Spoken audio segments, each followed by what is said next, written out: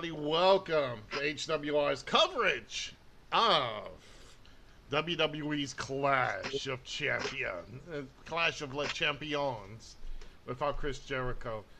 Please do not insult AEW like that ever again, Joe. Exactly, right? Well, here we are tonight. We are doing our coverage of Clash of Champions. They got a bunch of matches on for tonight, and we will go through them. We're going to be here all night with the pay-per-view. Now, I'm going to say this real quick. We are not streaming the pay-per-view.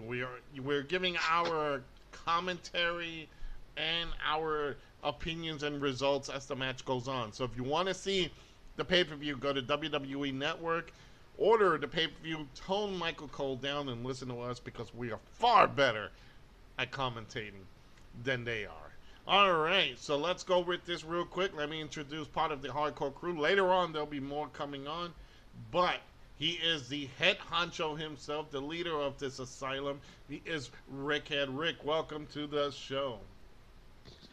Well, I'm glad to be on, and Joe, I'm gonna be honest, I'm glad you're taking the reins for a while, so I can just sit back and smoke a joint and enjoy the party. So let's get this thing going. All right, and he is one half of the Southern Posse. He is the Cajun cooking, guitar plucking, incomparable one, Lance Moss. Lance, how are you? I'm doing pretty good, but I'm not a Cajun cook. I'm a redneck cook. There's a difference. Fine. We'll put that down in the books. Well, I stand corrected. Well, tonight we have a lot of matches going on. And, guys, there's a rumor going on. Let's start this right now. Hopefully it'll be, down the pay-per-view, it will be more notified for us. It seems that Nikki Cross might not be at the match tonight. She's scheduled to take on WWE's SmackDown Women's Champion Bayley, but there's a rumor that she has not been seen. Now, could this be something that the Fiend is involved in, or maybe Alexa Bliss or something?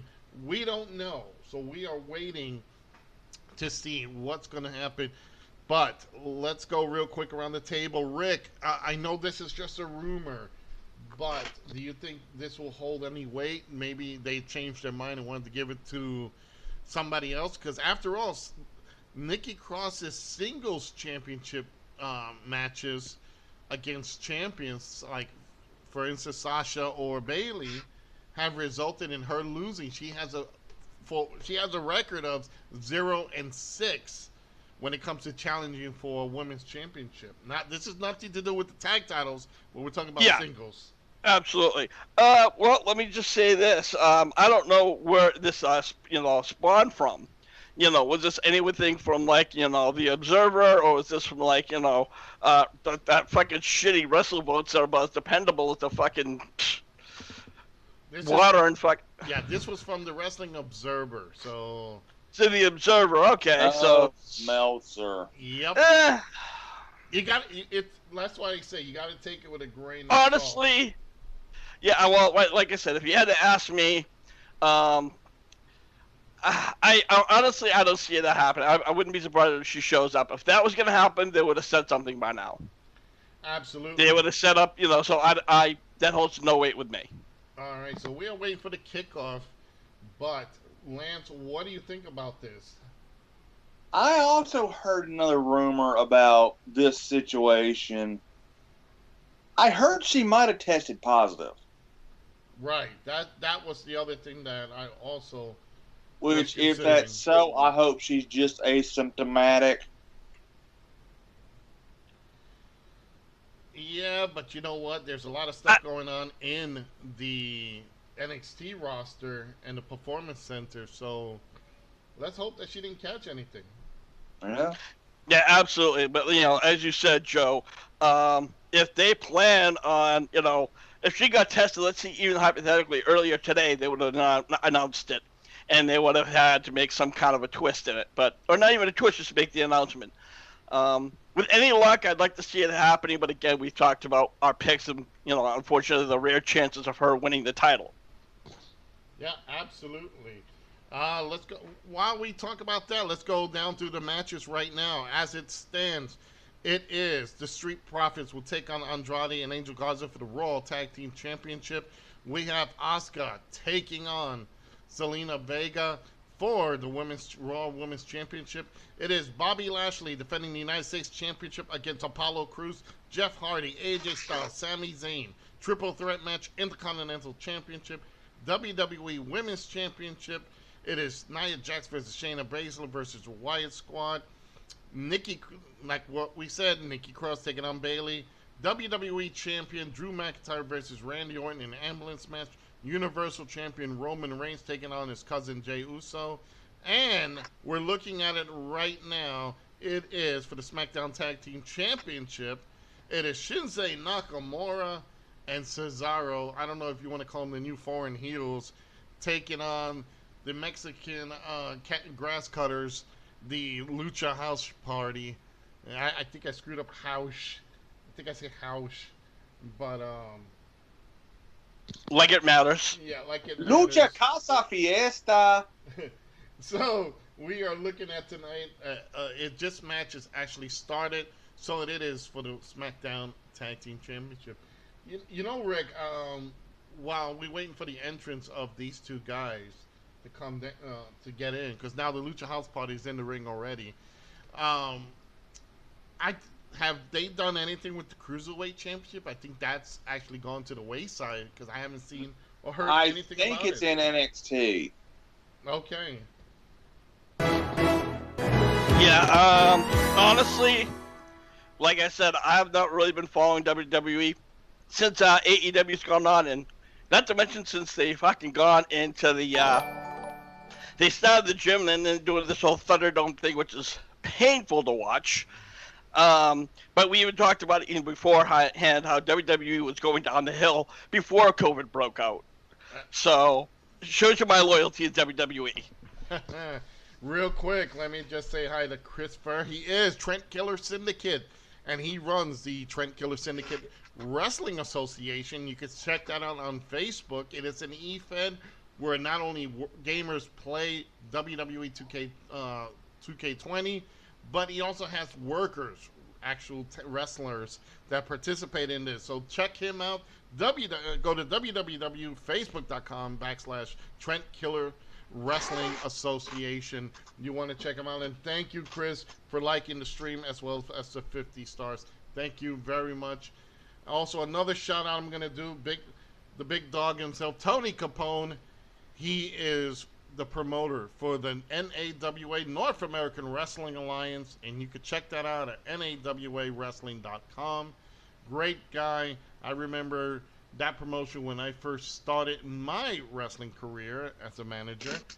So just wanted to give those two shout outs. So, let's see, what kind of people do we see, Rick? Lance, you know, guys, this is one of the customary things of HWR. We look at the crowd and see what we see. I think I already saw someone in a space helmet. Honestly, I haven't seen yet. Is it me, or I don't know why, but the network seems to be a little laggy. But and I noticed that WWE is not really keeping anything consistent. They're moving the camera around because I think when they first had those first issues, they're trying not to keep anything from, popping up. Yeah, I think it's them trying to compensate for that. So right now, I don't know which. I don't know if that's Kalisto or I don't know who the hell. Which Lucha House Party is that in there in the ring? Lance? Kalisto is the one in the white. Okay. And well, Kalisto is now in the ring with Cesaro, and they're doing some incredible moves. I haven't seen stuff like that since the. It's going to be an insult to them, but since the Filthy Animals, not Filthy Animals, the Latin Wrestling, Latin World Order, or Latino World Order back in WCW's Cruiserweight days. So. Well, let me say this. When the Lucha House Party first came in, I wasn't impressed. Excuse me, guys. Sorry about that. they just seem to be a bunch of just clowns running around. And don't get me wrong, I love the luchador wrestling, but I couldn't take them seriously. So right now is the first time I've seen them in quite some time. Absolutely, Lance. You know, when we did our picks last night or Friday night, excuse me, we definitely picked that these guys were not, you know, they're not tag team championship material. I think we all voted for Shinzei and Cesaro. Yeah, because they're basically on the verge of breaking this group up. Now the thing is, again, you know, I don't see why you want to break them up because they're the only luchadors out there. There's really no Rey Mysterios anymore. You know, you can't count Dominic Mysterio because that's just utter trash. But well, you know, that's always been my problem with WWE. They want to have all these different types of brands. You want the luchadors, you want the powerhouses, you want the high techs. But when, you know, you just said how a luchador is supposed to face other luchadors. There's no other teams. Exactly. That's it. There's just one team. It makes no sense. These guys deserve to be in the cruiserweight division, and I think that's the best thing for them. All right, so now it is Cesaro and Shinzei got in control of this Lucha House Party member, and Cesaro just did a homage to Jake the Snake Roberts. He did that short clothesline that Jake is known for. Go ahead, Lance. The ripcord clothesline. You know, here's the thing.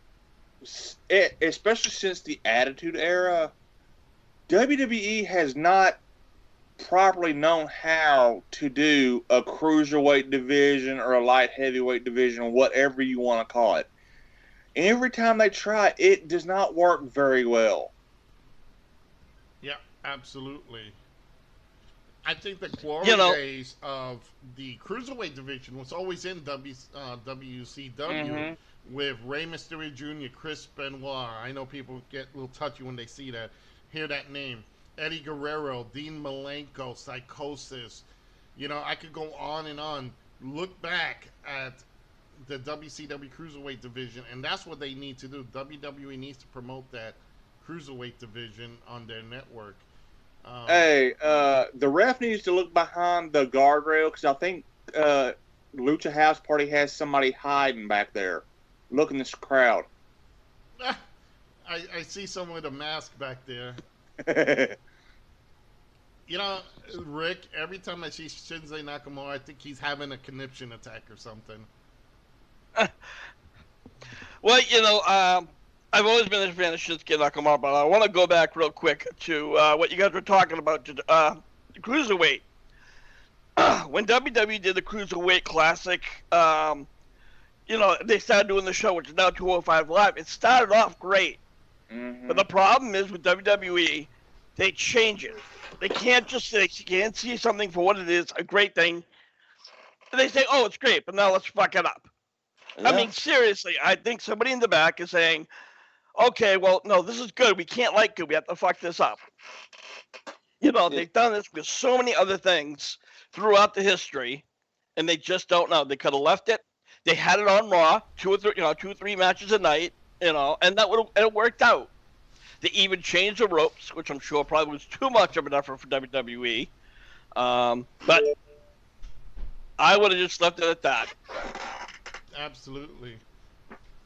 All right. It looks like still Shinzei and Cesaro are still in charge here, and they're going back and forth. You know what?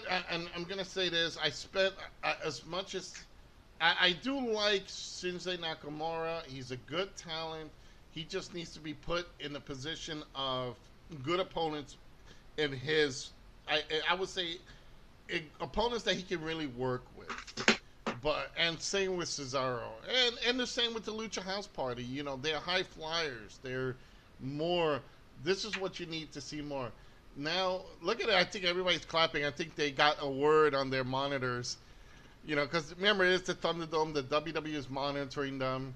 So I'm sure somebody from WWE put on their monitor, please clap now. Like the audience stuff you see in studios. Boing. Yeah. Quiet, please. Clap. Boo. Yeah. Cheer. Yeah, applause, boo.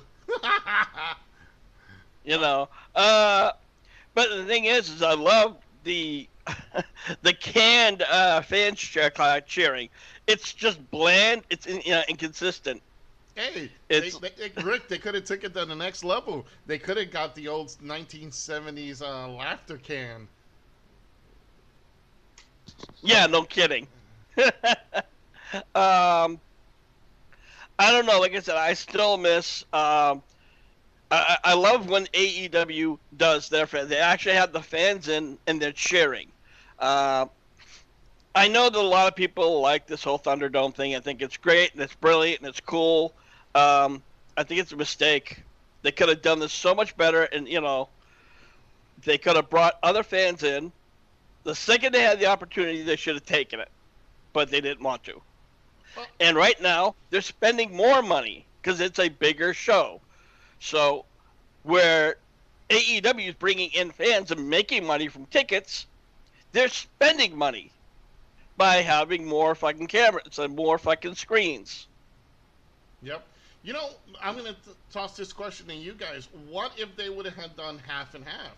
They would have done like monitors in like a little bit higher up, and have some fans at ringside like the AEW does. The AEW got actually crowds and groups. Now they're all not together. Let me just put that on for right now, not to get AEW in trouble. But AEW puts their groups together, like people who come together. They separate them, social distancing, mask, and all that. They do testing. I don't see why this company, which has been around for years and really took off. Now, WWE has been around when there was the WWF, but they didn't really take off till 1984 with Hulkamania. And they've been around since then. So think about that. They could have done something more, But, Rick, I don't understand it. What do you think? I mean, I guess I don't. I wouldn't want to see screens and fans. You have to stick with one or the other, and that's just me. Again, on paper it sounded like a cool idea. Even I'm like, all right, that's different. It's original, but after the first couple of nights, it's like, all right, that looks like silly. It's even more physically painful to watch because you're focusing more on the screens than you are on the show. Yep. Not to cut you off. Speaking of mistakes here, I don't know if you noticed that when the Lucha House Party was doing these top rope maneuvers, they were actually hitting Cesaro legitimately, and he was had to roll a little bit to center himself so they can hit him. I don't know if you caught that. No, I did not. So go ahead, Rick. I didn't mean to cut you off, but I just wanted to say hey! So right, he actually hit the monitors! So he said somebody was going to hit the monitors someday. About damn time. So go ahead, Rick. I'm sorry. But again, like I said, right now you focus more on cameras. Before, when there were fans, okay, they were in the back a little bit, but now you got all these big bright lights, these big screens. That is far more distracting than the match. It's, so you're not really paying attention to it. Oh, well, that was a ouch. That was an ouch. All right, Cesaro spin into a Shinsuke Nakamura knee. And with that, guys, which was no big surprise, we have still SmackDown Tag Team Champions, Cesaro and Shinsuke Nakamura easily defeat the Lucha House Party. Rick, this was not, I don't know. I think these guys are good workers, and I'm speaking regarding the Lucha House Party, but they're just too small to compete against people. Even guys who were small as Cesaro and Shinsuke, I think this is a waste of their talents. They, again, hate to keep putting them in that category, but cruiserweights. Well, I wouldn't even Shinsuke Nakamura is twice their size, and Cesaro, he's a relatively big guy. So, but again, like I said, Lucha House Party. Unfortunately, I can't take them seriously. Yeah, absolutely. I'm not calling them as far as workers. I'm not blaming them. I'm blaming more about WWE creative. You have over in AEW, yeah, you have the Lucha Brothers, and they're a phenomenal tag team, and they're presented as such. They're not a sideshow. Yeah. And, WWE's more worried about, I had to say the word, entertainment than wrestling. Yeah, I definitely agree. Let me introduce. He is my partner in wrestling. We've traveled the long roads of the independent scenes. He is a former WWO Tag Champion from the 90s. He is the one and only Johnny Perez. Johnny. Hey guys, what's going on, man? And here tonight's Clash of Champions is going to be really good. We got a lot of things to talk about, so let's get this thing rolling. All right. Well, we just passed the SmackDown Tag Team Championship. Shinsuke Nakamura and Cesaro defeated the Lucha House Party, so we're waiting on the next match from there. Lance, what did you think about this match? As somebody that's not really a big fan of tag matches, it's a well-known fact, but that was a pretty good match.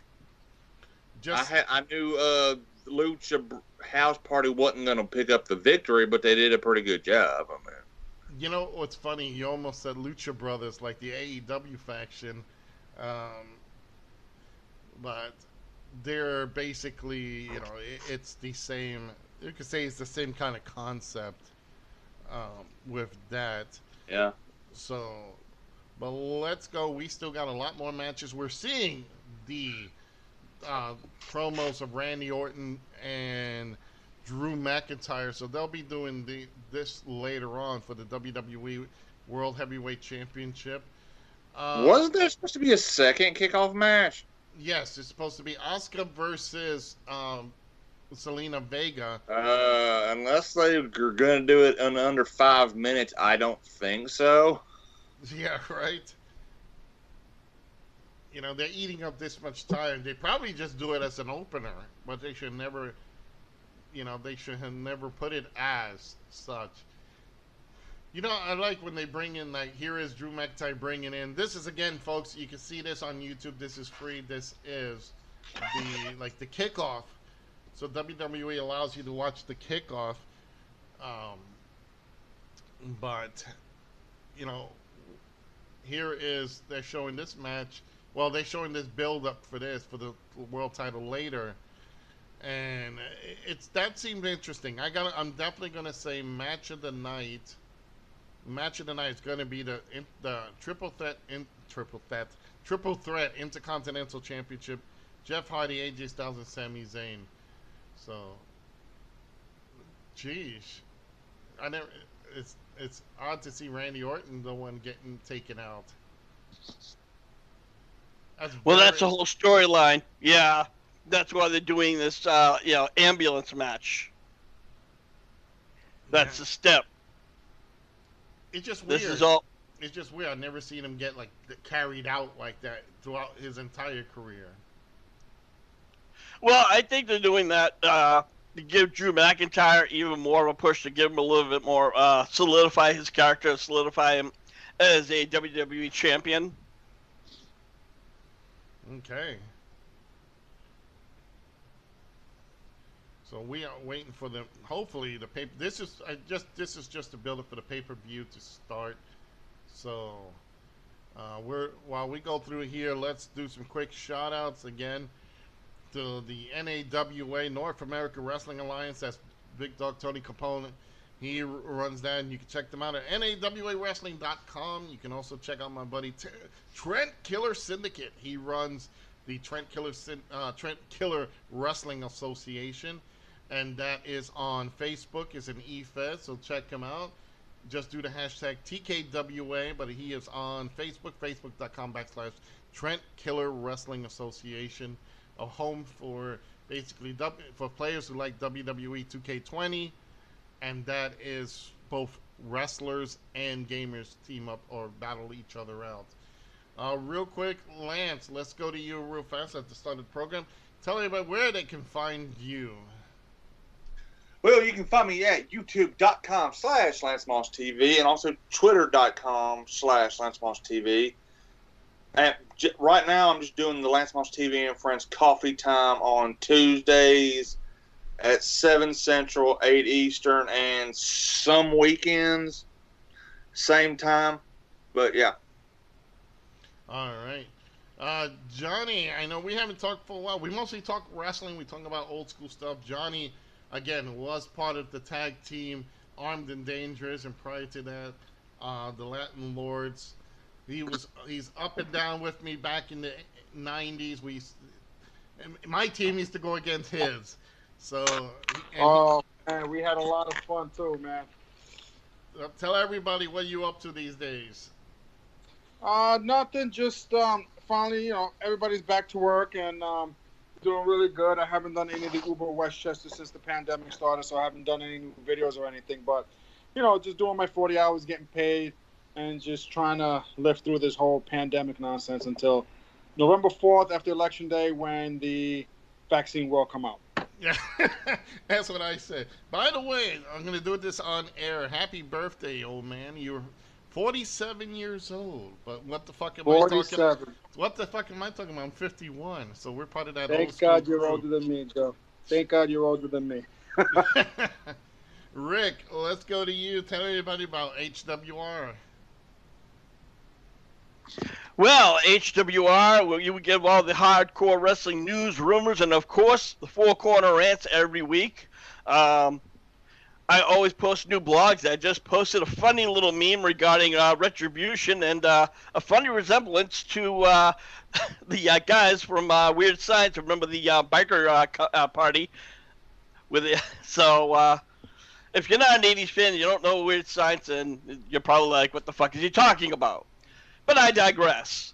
I also post a lot of the latest blogs, and every day, whether it's Hardcore Crew, Joe, Kayla, or myself, will post the latest news and rumors. Once again, it's HWR chat room in the group section on Facebook.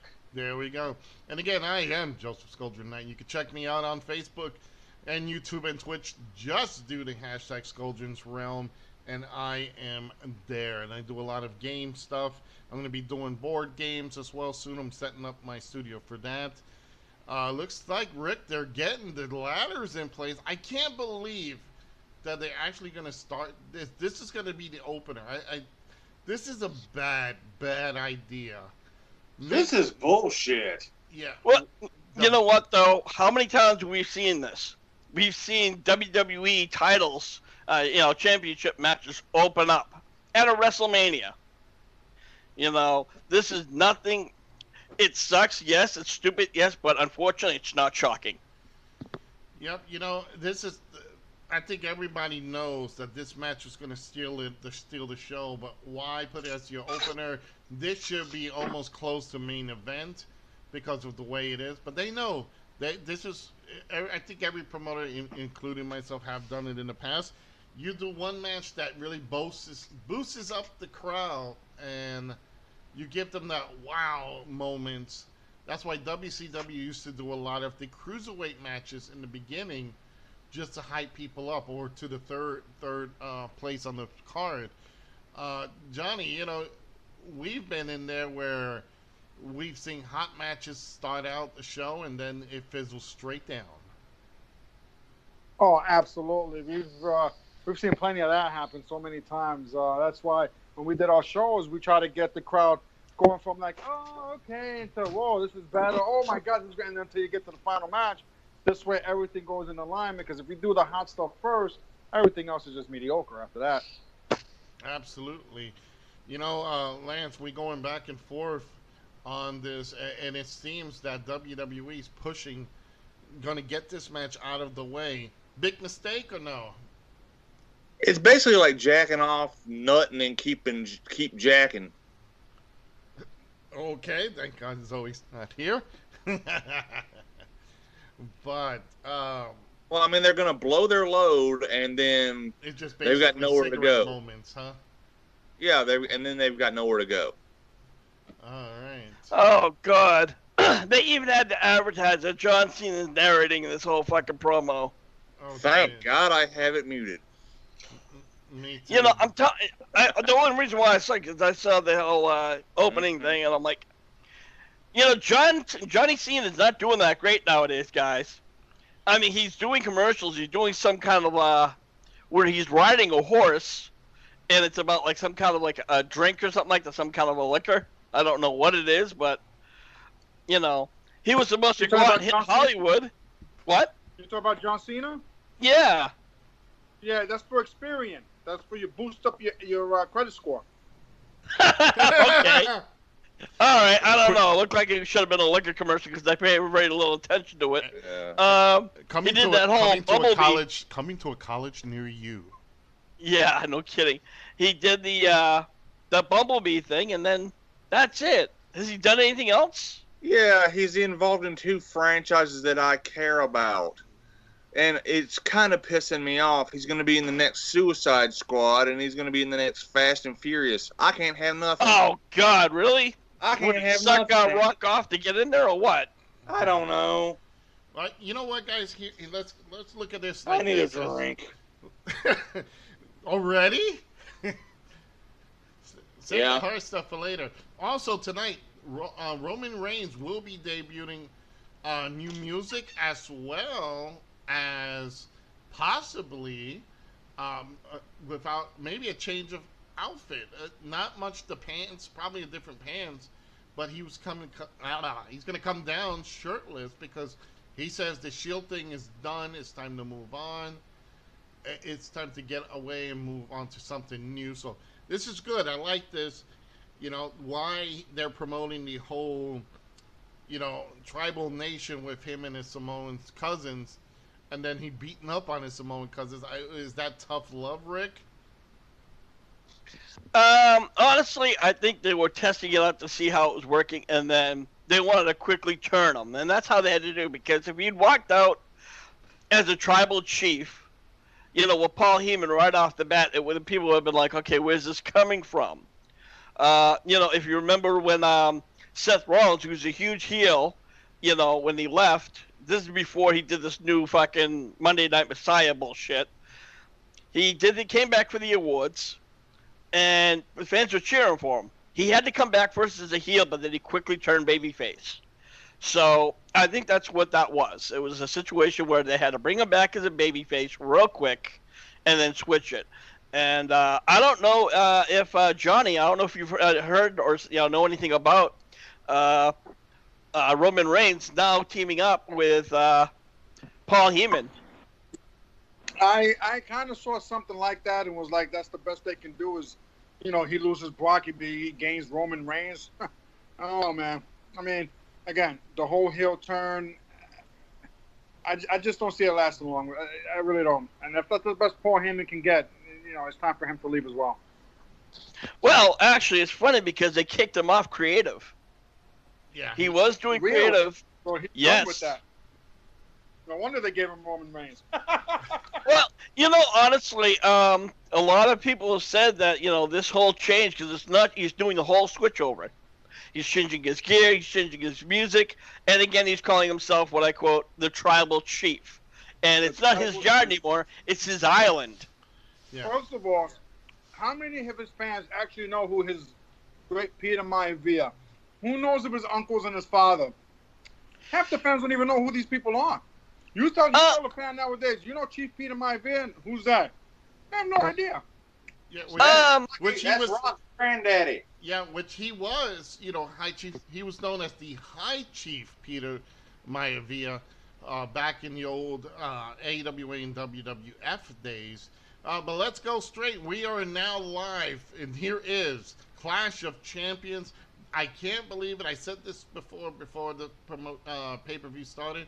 They are opening this match with the greatest match probably of this entire card, the best match of this entire card. It is for the WWE Intercontinental Heavyweight Championship Triple Threat Ladder Match. It is the phenomenal. These are, and this is the funny thing, former Intercontinental Champion, the phenomenal one, AJ Styles, takes on the guy who never lost the Intercontinental Championship in Fidel Castro, Sami Zayn. And you have also the current champion. He is Jeff, my name should be Meth Hardy. Yeah.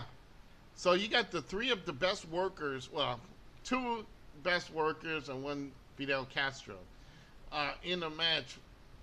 And the winner gets basically both Intercontinental Championship. Now, story behind this is Sami Zayn says he never lost the belt, so he has an Intercontinental Championship.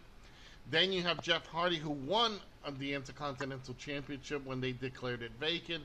So now they have this, and here comes Fidel Castro himself, Sami Zayn. He's coming to ringside with this. But this harkens to the day, Lance, when Razor Ramon and Shawn Michaels did the exact same thing. And they also built it up to the first ever WWE Intercontinental ladder match. Oh, absolutely, at WrestleMania 10. Personally, my favorite one that they did was at the SummerSlam that year. I just prefer that one more, but yeah. Yep, so that's what we're seeing here is this match, you know, it is something else. And also now, here's the thing too, now they're promoting Money in the Bank. That's when I think the last time Sami Zayn climbed the ladder.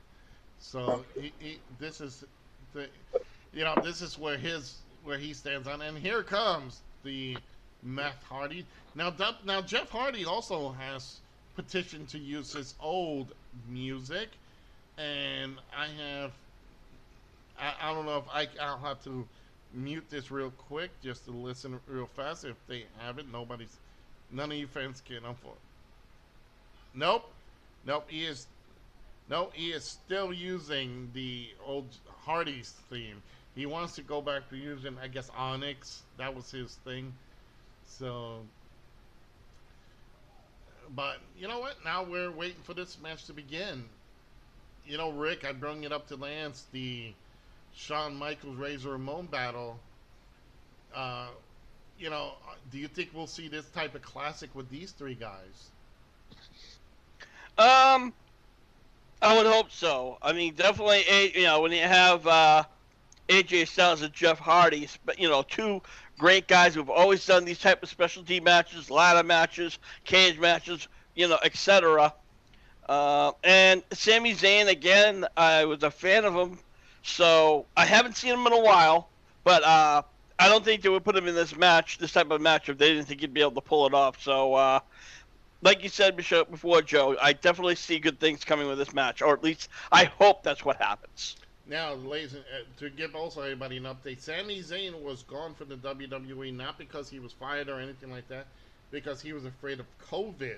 So this is actually his you could say his real return right here. So now this is kind of a mishmash because you got two great workers, and again, AJ Styles, former Impact, or should I say former TNA champion, former WWE, former Universal, former Intercontinental, I think former United States champion, and he is in a match now for the Intercontinental Championship, which he is also a former of, so that's something else. And we're looking at right now, Jeff Hardy this already exploded, Rick. Yeah, you know what? When they start off with a bang, usually, you know, it keeps up the pace. You know, it's not like some of the old matches. Sometimes you would see them start slow and pick up, and then, you know, hit that huge rush towards the end. I hope, again, all I can say is hope that this goes all the way from start to finish. Absolutely. You know, Johnny. Oh! We've seen high flying matches in our days, and we're gonna see like a real good match out of these guys because they're so diverse. Each of them is different. Oh, absolutely. You know, you got AJ Styles, great wrestler, phenomenal, fantastic. Then you got the Jeff Hardy. He's a seasoned athlete, seasoned wrestler, won a lot of tag team titles, single titles, and stuff like that. And then you got who else? You got Fidel Castro rolling the cigars in the back, Sami Zayn. And like Rick said, you know, they wouldn't put this type of match in Sami Zayn if they didn't think he was able to do it. I see Sami Zayn coming out on top. Wow, that's a different thing. Another thing, Rick, while we wait for Lance to return, here is a different thing too. Notice they have a female referee. Now, not saying that they never had one, but how unique it is, because in AEW they have senior referee Audrey Edwards. I think I know her first. You're correct. Audrey. Yep. And it's you have almost a look-alike, almost kind of a look-alike in the ring, except a little chunkier. Well, no, they've had female referees for a while, and I would not compare her at all to Aubrey Edwards. Aubrey Edwards is a sexy-ass referee. Unfortunately, there's one few times we pay attention to the referee than you actually do to the wrestlers. Yeah. Oh, my God. Sami Zayn just he got Irish ripped into the ropes, backdropped onto the ladder, Rick, and you could see his back. So right now, I think it might be a little bit behind you. Because right now, AJ and Hardy are fighting in the corner. Oh, my God! Oh, shit! Yeah, now you see it. Oh! Now, yep, yeah. This is the thing you're seeing now. Hardy and, Hardy and AJ are in the ring, and they're both slugging it out in the corner. Sami Zayn's been taken out because of that big backdrop, and oh my God! Oh yeah, that's fucking. I don't care if that's a prop or not. That will fuck you up. That's a bad day. Yeah, that is bad on the ladder. You know. Do you guys actually remember a few years back when Kurt Angle was in, we'll say TNA? He was in that ladder match. I think it was with AJ Styles. You can hold that. Correct me if I'm wrong. And he was doing a running. He went to dive under the ladder, and he caught himself right on the prop, where it just busted him wide open. Absolutely. Well, they had to end that match early. Yeah, Jeff is. I remember that match. He injured himself. Looks like pretty good. Sami Zayn, another big bump into the ladder, thanks by the phenomenal one AJ Styles. Both champion and challenge. Well, one challenger and the champion are down.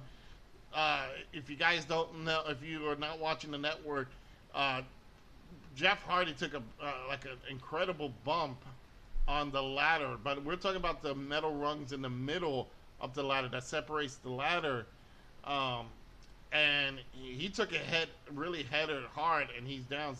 Sami Zayn's been taking these huge aggressive bumps on the ladders, and what a way to start this match, start this event with probably the whole match of the night. Now, Jeff is still down. AJ is he's bringing a new ladder into the ring. He's setting it up. And we're looking at both Intercontinental Championships. You know what, Johnny? I'm going to throw this one to you. You're a old schooler like I am. Doesn't that belt look like the old Intercontinental belt that Morocco had, that Valentine had? You mean that green one they used to have? Yes. Oh, that it does. It does kind of look like.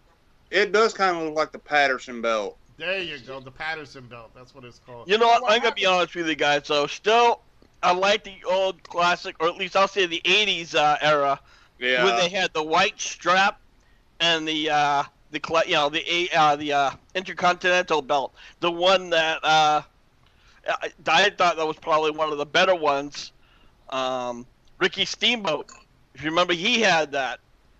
Well, yeah. The one that Cody Rhodes brought back. Exactly. Thank you. Yeah, Ricky Steamboat had the original with the black strap. I like the black strap. You know what? I wish they would go back to original belts, like, the original Intercontinental, maybe the Winged Eagle belt. Oh! Hell yes. you know, for the WWE champion, for the championship. All right, Jeff Hardy fell off the ladder. AJ tossed him down. Well, AJ's almost within grasp of the championships, but Hardy is just holding on, pulling his feet down, cuddling AJ's leg, like, I'm gonna hump your leg. You know, one thing I gotta say, Lance. AJ seems to be the fresher of these two guys, but him and Jeff just took an incredible just exchange right there. Yeah. But I'm working on getting my food together, so I'll be back in a minute. All right. Looks like AJ's setting up for oh, never mind. I thought the way he was getting up, I thought he was setting up for an early phenomenal forearm, but Sami Zayn intervened. Yep, but looking at this, it looks. Well, I gotta say one thing. This is where they tell the fans, start clapping again, start clapping again, start clapping again. Hey, Joe. Yo.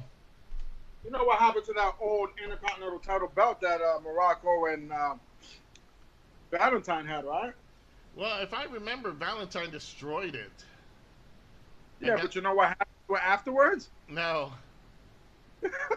Valentine threw it out in the garbage. Really? I didn't hear about that one. Valentine says if he knew how much it'd be worth on eBay today, he would have kept that belt.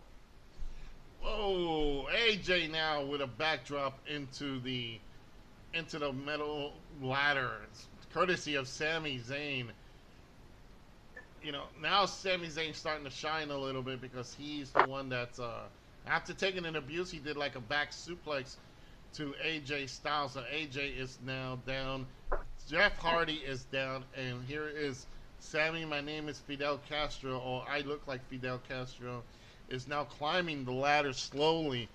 And look at Zayn's back. Yeah. Well, there's Jeff Hardy interfering. He almost had it. I remember the old Intercontinental Championship and the Patterson belt. I remember the great steel cage match between Tito Santana and champion Greg the Hammer Valentine. And after the match, when Tito won, Valentine destroyed the belt. And I think about a week later, they unveiled the classic WWF Intercontinental Championship that we all got to know. And it was gone. They replaced it with an abomination, and then Cody Rhodes brung it back with the white strap. And then when Sami Zayn won the Intercontinental Championship, he actually, you could say, brung back the classic Patterson belt, but with a little bit of a twist here and there, but it still looks like the Patterson belt. Both guys are fighting it out. AJ and Jeff are fighting. I think AJ and Jeff are spending more time battling each other than they care to bother with Sami Zayn. So, ooh. And they're just kicking Sami Zayn down while they each focus on each other. And they both did running charges at each other. Johnny, I wonder, these guys, they're great talents, and even throwing Zayn in there. Wow, Zayn with a boot to the face of Jeff Hardy takes him over the barricade. My question to you is, how do you rate these guys compared to the classic champions like Macho Man, Santana, Razor Ramon, and all? Oh my God! Did you see that?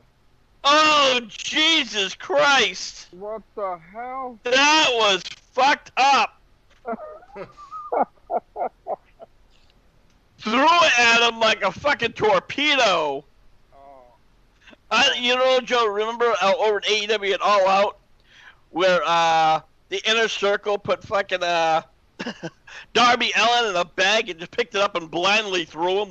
Oh my God, it was that bad. Yep, absolutely, and that was horrible because his head almost could have hit the steps. Meanwhile, it looks like Sami Zayn injured his hand, and this looks like a legitimate hand injury because he's holding it, and the referee had to come over and say, "Hey, you okay?" And he's just screaming there. Okay, Well, it doesn't look from the angle they had. It doesn't look as bad because he just not. I think he just got a stinger on it. And Johnny, you know about when a wrestler gets a stinger, how that Oh, feels. I know about it all too well, Joe. All too well. Let's not forget when what's her name? The two females we had, and she ended up hurting the other. What were their names, Joe? Oh yeah, you're talking about. Oh God. It was Nikki Adams defending the women's championship against against Bonesaw Jesse Brooks, and yeah, she was a bonesaw, right? yeah, she nearly broke bones. Ready. Oh my God, those guys. Okay, Sammy, go. Sammy, they're always the opportunist here. Come on. Now the spot hit. The one thing that made no sense is both Hardy and AJ were at top, and they deliberately rocked themselves off the ladder. I'm like, how the fuck do you do that? Or even why would you do that? Exactly. You know, I'm glad you picked that. You caught that. Yeah, I mean, I had to say that's honestly a first. I gotta give it to them. I like the way they put the fans on the screens. I think that's a pretty nice touch. The only thing is, and Lance will know, is there is such an opportunity for mayhem when it comes to involving fans to be on screen from their home. We've seen it. God, somebody had a picture of Chris Benoit on their screen. Somebody actually had a live clan meeting going on. So WWE is being real careful with this, because of that. All right, Zoe's on her way. All righty. And that's a problem now, with Zoom and all this, live feed and shit. I don't know if you guys heard the story, but my girlfriend Jen, she told me about, and I was horrified. You know how they're doing this homeschooling shit? Yeah. Apparently, you heard about it, I'm guessing? No. I mean, the homeschooling thing is a disaster, but go ahead. Oh, you want to hear a disaster? Okay, apparently, during one session, this kid, I guess, was like doing the school, and his older brother came out naked. Now, I'm not talking high school, this is like elementary. Nice. I'm like, you gotta be kidding me. I thought you were going to bring up the BB gun thing. No. Jen told me, I was like mortified. I'm like, what the fuck? And, it could have been worse. Could have been worse. Could have gone into the bedroom with the parents doing it and be like, look, mommy, look what the teacher said. And she's over there with a big cock in her mouth. It could have been a lot worse. Hey, it's show and tell. What do you want? Oh, Jesus Christ. Holy shit. But, it's show and tell. And then did you hear about I think it was the congressman who was doing a virtual meeting, and they called him. He actually, I don't know if it was an assistant or a woman that came by, or his wife maybe, but she came into the camera and he just grabbed her boob and squeezed it. And it's great. Was that Donald Trump by any chance? No, well, we know it's not Biden because he wouldn't know what to do with it. So, well, and you know what? I wouldn't mind squeezing Malena's boobs. Oh, absolutely. I would love that. And we already seen her naked because she's on what was on Playboy or Penthouse. We have the first ever vice president. Vice president. We have the first ever president's wife who's been in Playboy or Penthouse. So we finally got a first lady we can actually look at. Exactly. You guys know why Trump got in office, right? Of course, he paid for it. Oh my God! No, because there was nobody else really worthy of getting in. It wasn't a choice; it was a lack of options. Yeah. Well, just like you look today, I don't think there's much options. And I'm not playing politics, but anyway, I digress. Here we are. We're still going on with this match, and Sami Zayn's got such welts on his back. I'm gonna say again, AJ Styles looks like the better of the trio here. Sammy. Well, that was a botch kick. You can see that a mile away. Here comes. Oh, yeah. Oh, beautiful moonsault into a backwards DDT. By Yeah, AJ nice. So Styles. I'm a little bit ahead on you on the feed. All right. Well, damn it. That's why I'm not trying to say anything. It's time for that one spot. I was like, oh my god. All right. So, we're just seeing it right here. We're actually going. It's pretty good. Oh, well, AJ, the AJ tried to slam Sammy onto the ladder. The ladder fell, so he says, "Okay, Yep. fuck it. I'm dropping him on the table." And now he's setting up the ladder again. And again, Sami Zayn is, you know what? I do believe Sami Zayn's going to walk away with it. The guy's taking so much abuse, you know, and everybody's probably saying the obvious winner is going to be, oh, Wow. Uh-oh. oh, AJ took a full face, the side Oh. of his face with that ladder. That was bad.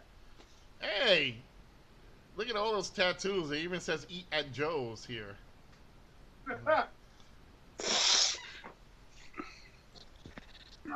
Oh.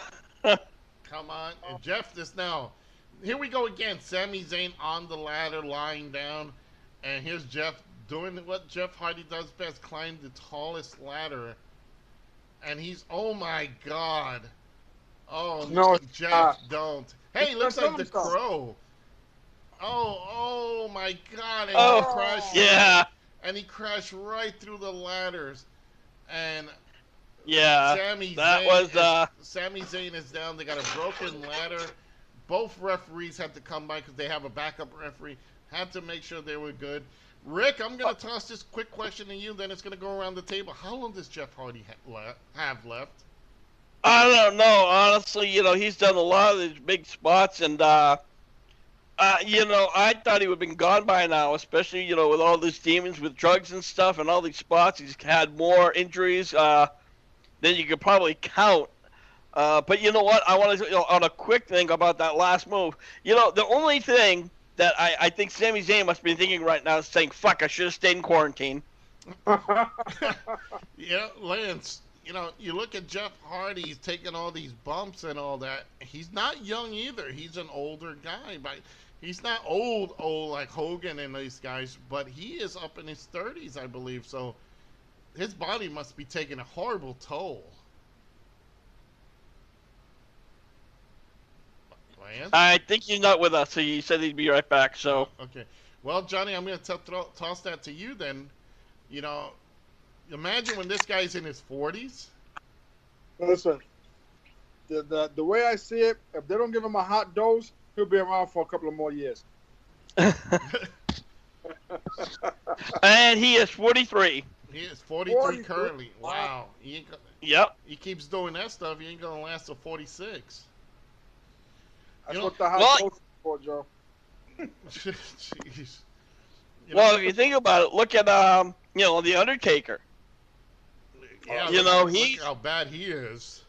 Yeah, he's done, and he was doing those huge spots. Not maybe at the extreme as Jeff Hardy, but he was still doing a lot of them for a guy his size to do, you know, plancha over the top ropes and all those other spots. Holy shit!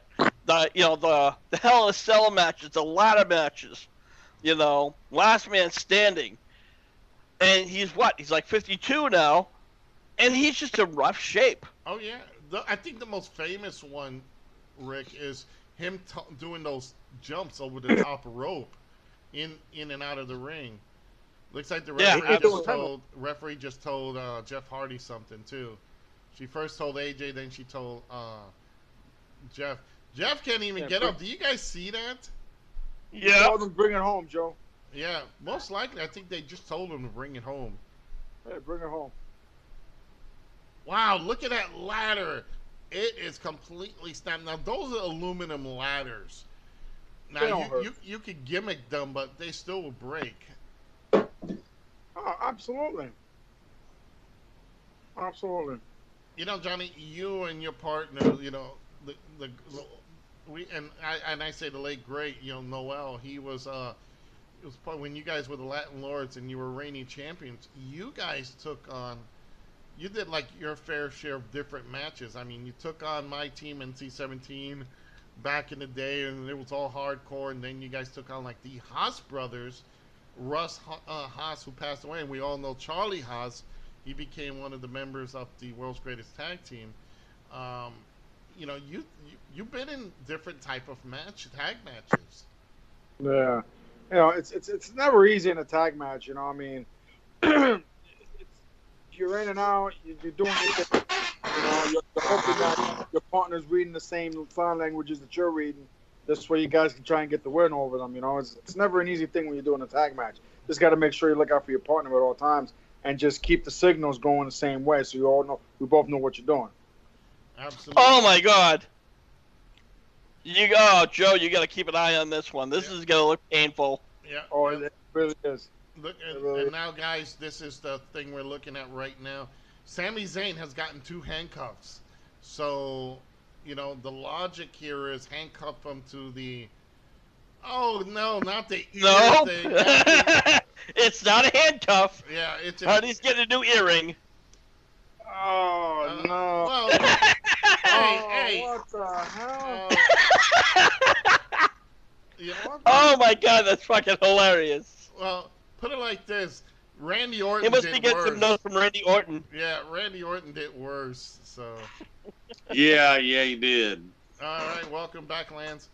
Well, now that we got, I gotta say this is an excellent play on Sami Zayn. Hopefully, he doesn't rip off his ear like Cactus did, huh, Lance? Bang bang.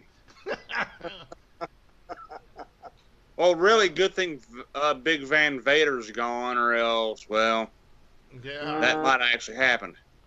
All right, you know what? And talking about gone, we reported this on Friday, but the sad passing of Joe Laurinaitis, also known as Road Warrior Animal. So he passed away Friday, or passed a couple of days before Wednesday, and we reported on Friday. But yeah, it's sad, and everybody's saying, mostly, I think the rumors going around, and he was I think he was in good, decent health. He was just that the body just finally caught up to him with all the injuries and all the, you know, the steroids and everything that these guys and muscle enhancements that the Road Warriors used to use. Because while these guys they were hard working and they worked out their body to the max. They were not like you know, dependent on steroids, but they used it when they needed to, when they got injured and whatnot. But, you know, wait a minute. Did AJ just handcuff himself to Sami Zayn? Yeah, I don't know what's behind that one. No, okay. Sami Zayn, when AJ went to flip him in a suplex, Sami Zayn slapped the cuff on him and then slammed it on himself. So AJ has to pull Sami Zayn up the ladder with him. Meanwhile, Jeff Hardy his ear is handcuffed, and I say that again. His ear is handcuffed, is to a ladder, so he's not going to come in anytime. And if he tries to do something, there's Lance 97 chance that his ear can be ripped out. Huh. Yeah, this is like, oh my God. What? Oh, AJ is carrying Sami Zayn up. Here comes Jeff Hardy, handcuffed ear and all. And I don't know. This is Rick. I'm. This is bizarre. This is a first. Yeah. And you know what I find funny is that Hardy, his handcuffed / ear cuffed to a small ladder.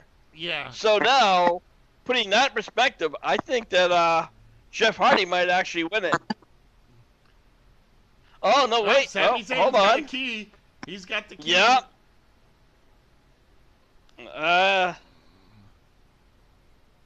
Oh, wait. What is he trying to do?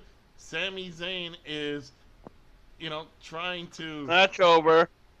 Son of a bitch. Oh, fuck. Yep. Here we are. I can easily see where this is going. You know, and ladies and gentlemen, we have a brand new Intercontinental Champion, or should I say, how would you put this, Lance? A returning champion? The undisputed Intercontinental Champion. Yeah, he is Sami Zayn.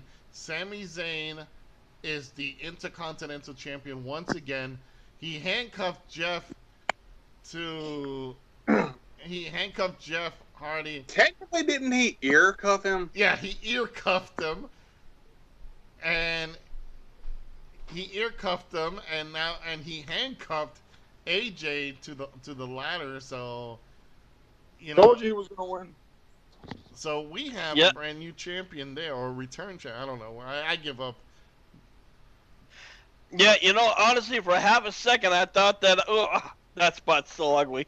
For half a second, I still thought that maybe Hardy was gonna win, but you know, again, then quickly it turned around, and this is the last person, Joe. None of us called this that that Zayn was gonna win. We thought, nope, he's just there for the match.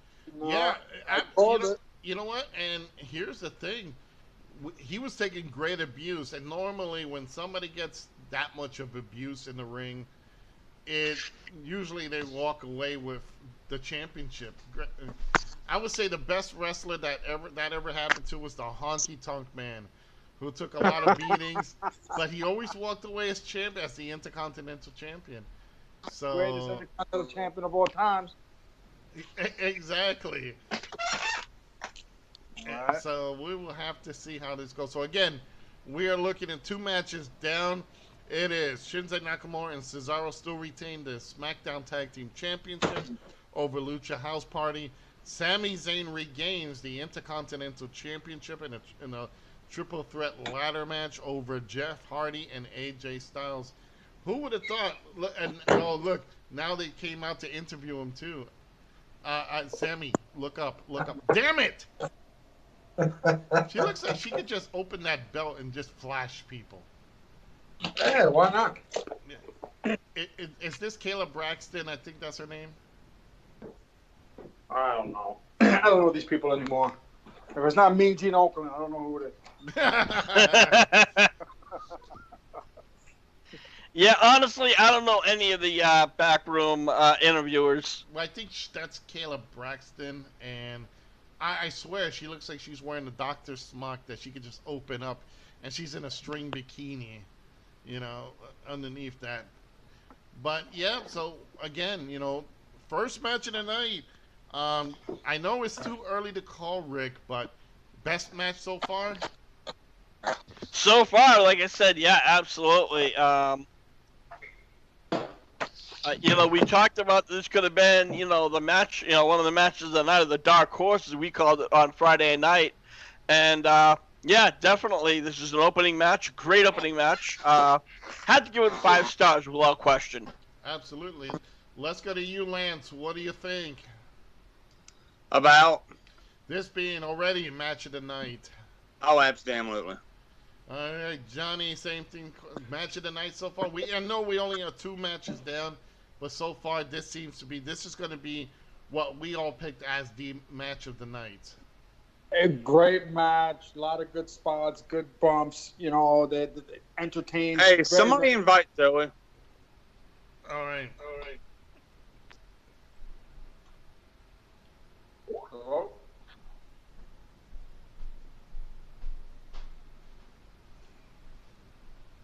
And we're bringing her in. There she is. All right, everybody, welcome HWR's first female wrestler on the show. She is the one and only, the Vicious Vixen, Zoe Nightshade. Zoe. Yo, Zoe is exhausted and sore. But you had to get your kicks in and beatings in, so that's where it counts the most. You missed where a fan grabbed hold of one of the ball bats that we had. Well, a security guard actually gave it to him. It was the fans that I was just giving hell to the entire night. And they literally threw it past him. If he didn't move out of the way and pull me out of the way, that baseball bat would have clocked me in the face. Jeez. Hey, let's thank that person for giving him a weapon. So we cussed him out. We went off on him over that because he wasn't doing his job. He let some grown man get face like nose to nose with me. Jeez. With me. I was like, "Are you kidding me?" And come to find out that was his family. Oh, jeez. Yeah, I'm like, if you're not going to do your job, then you just need to pay for a ticket and be a fan. Yeah, I remember a show I did in Brooklyn, New York. Like early '90s, where a cop got so into the match he threw his nightstick at, and luckily for me, he threw it down and it was trying to trip me. And I saw it coming, and I leaped over, and I looked around, and he was just like looking and laughing, like, "Gotta get that heel." And I'm like, "Dude, honestly, you know?" Yeah. All right, so we are here, and here's who's he talking to? Don't tell me he's talking to little Jimmy again. Probably. This is now a backstage skit with R-Truth. I was going to say the wizard from Lord of the Rings. Who the fuck is this? It's the wizard from Lord of the Rings, dude. It's Gandalf. It's the. It's No, Oz. I'm not talking about that. It's Diesel's Oz. I thought from What the earlier hell? in the kickoff, I thought it was going to be Oh, Justin the Truth Wilson. there we go. 1, 2, 3. All right, so we have out of the blue a new 24/7 champion, Nick Gulak, I believe it is. Yep. And why does R-Truth look like, I don't know, Samuel Jackson or something? Because he's a bad mother. There you go. So, Samuel L. Jackson, I don't see it. well, when he did Pulp Fiction, when he had that kind of wig on. He didn't have that kind of a wig in Pulp Fiction. No, I know he had like kind of a mini little afro, but still. Okay, so fill me in since I'm just now joining. What has happened so far? All right. Well, SmackDown Tag Team Championship, Shinsuke Nakamura and Cesaro defeated the Lucha House Party. We have a brand new Intercontinental Champion with Sammy. My name should be Fidel Castro. Zayn, he regained the championship. So we are 2 matches down, and we are waiting on the others. Did they do the Raw Women's match already? Nope. And we thought that was going to be part of the kickoff, but the kickoff was the SmackDown Tag Titles. So we're still waiting. Maybe they thought, let's switch this thing around. Now we're watching some little bit vignettes of Jey Uso. You know, I'm going to try something, guys, real quick. Joe, let me know if you hear anything.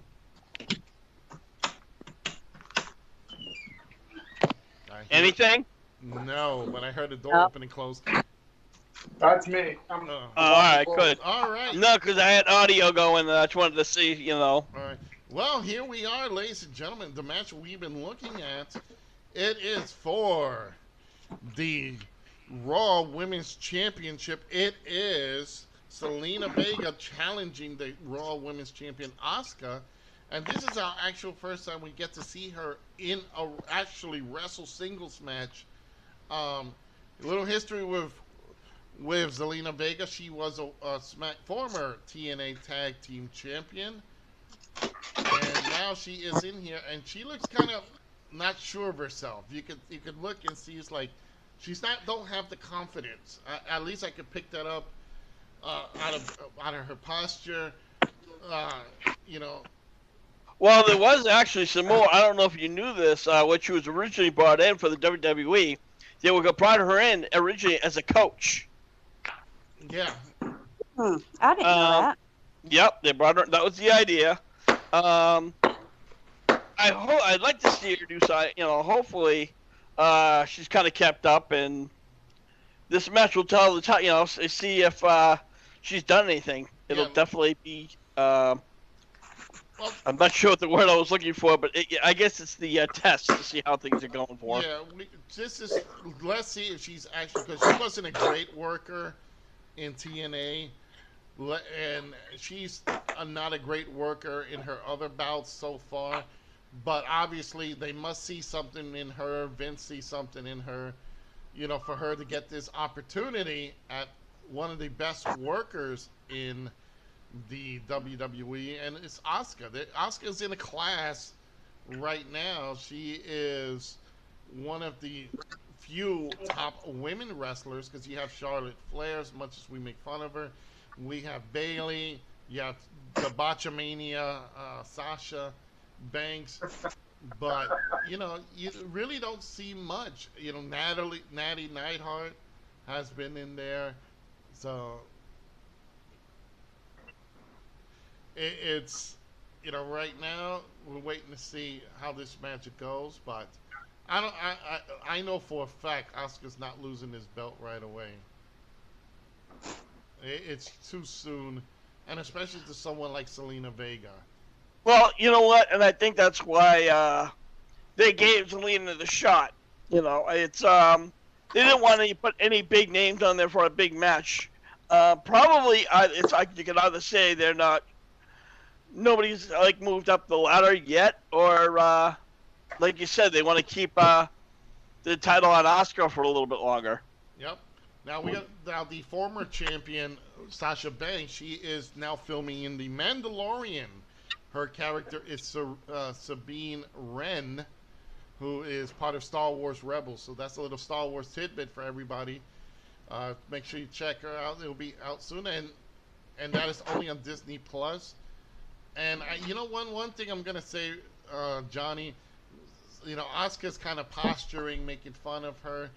I think that's a big mistake too. Like, she's really taking Zelina Vega light. Yeah, you don't take someone like Zelina Vega light. You got to be aware of who she is. Tough competitor, tough wrestler. Don't take anyone lightly in that ring ever. Lance, you're a fan of Zelina Vega? That I am, and giggity. Well, you know what? Go ahead, Rick. I don't know. I mean, I know that Asuka could be cocky, but you're wondering if they had to try to make her as the heel of the two. Yeah, exactly. Now let's go over to I will say our women's consultant here in Zoe. Okay, first off, I have to wish my favorite Uber a very happy late birthday. Thank you. You know what'll make me really happy? What? What'll make me really happy? Hey, if she can't do that, she's married. Say it one more time. Okay. Okay, you got me quiet. The Uber of Westchester. Oh, there it is. And now God, Joe change the take a shower. I'll be back in a minute. Yeah. I gotta take a hot shower. I'll be back in a minute. Hold on. But my opinion on the whole Asuka Zelina Vega match, I do see them attempting to make Asuka the heel of the two, but then again, it's kind of expected that she would be reacting this way and doing this with Zelina Vega, because honestly, we haven't seen Zelina Vega wrestle that much in WWE. So, I mean, it's either that or she is trying to help put Zelina Vega over to where she can be more regular in the ring and get her over with the crowd. You know what? And that's a good analogy, because, again, when Zelina Vega was in TNA, she was a lousy wrestler. They only gave her the Knockouts tag title because they wanted to change the belt. But we've seen some of her matches here. She's been in the Women's Royal Rumble. She's been in mixed tags, and it's not pretty. Now, not to say maybe she's been getting better, because who knew Carmella was going to get better? And even Lacey Evans got better. One of the Iconics, Peyton Royce, got better. So who knows if they're trying to up their game here with Zelina Vega? one of the things, Zoe, we compare the women's of AEW and WWE, and I gotta say, AEW has a edge over the women's division. They certainly do. I mean, if you think about it, women in the wrestling business, we're mainly used as, little sex symbols or comedic relief. And I feel like whenever you watch WWE, you see a lot of that. But now if you watch AEW, you see a lot more power coming from the women. They're not being used in little comedic skits and stuff like that as badly as WWE does. Granted, WWE has wonderful women, great champions of all time, but I respect the women at AEW a little bit more. Absolutely. And Lance, all I gotta say to you is Thunder Rosa. I know, right? Rick, I'm gonna toss a question to you real fast. Do you think they're giving Selena Vega this push because Thunder Rosa is in AEW? Honestly, I'm not sure. I don't know what history they have. Well, the reason I bring it up is the comparisons because look, you have Asuka, who's a Japanese wrestler who holds a major title.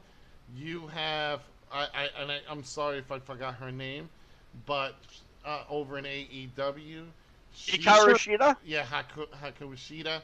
She is Japanese and also holds the women's championship, and she's in a match. They're preparing to put her in a match with Thunder Rosa, who's Spanish, and here is Selena Vega, Spanish. The comparisons are incredible. I'm just saying. Possibly. I understand as far as the race, but when it comes down to the differences, there's a huge difference over in AEW because Thunder Rosa is from NWA, while also Hikaru Shida is in AEW. That's something that WWE has never done, unless of course they own the brand. They have never worked out with other wrestling promotions, even in its 80s. And that is the difference between AEW and why I like it, because they are more robust. They are willing to work with other companies and other promotions within reason. Well, you know what? And I'm going to stand corrected with you. Back in the mid-90s, WWF did work with the NWA as well when they had NWA champion Dan Severn. They had, I think, Lance, was it the Heavenly Bodies who were the tag champs? Yes, and Corny also brought in the rock and roll. Right. So they did something with the NWA, but it never really was anything. Joe, wasn't that with Smoky Mountain? No, it was NWA, and then they brought in that Smoky Mountain. Because I think later on, that's when Corny brought in the Heavenly Bodies. The Heavenly Bodies. Jimmy Del Rey and Dr. Tom Pritchard.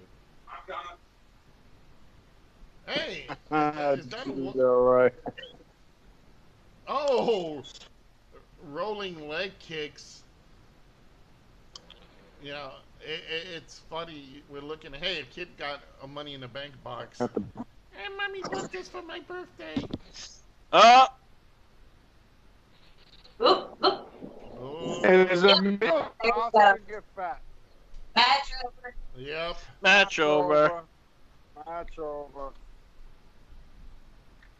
Is the meal that Oscar get fat?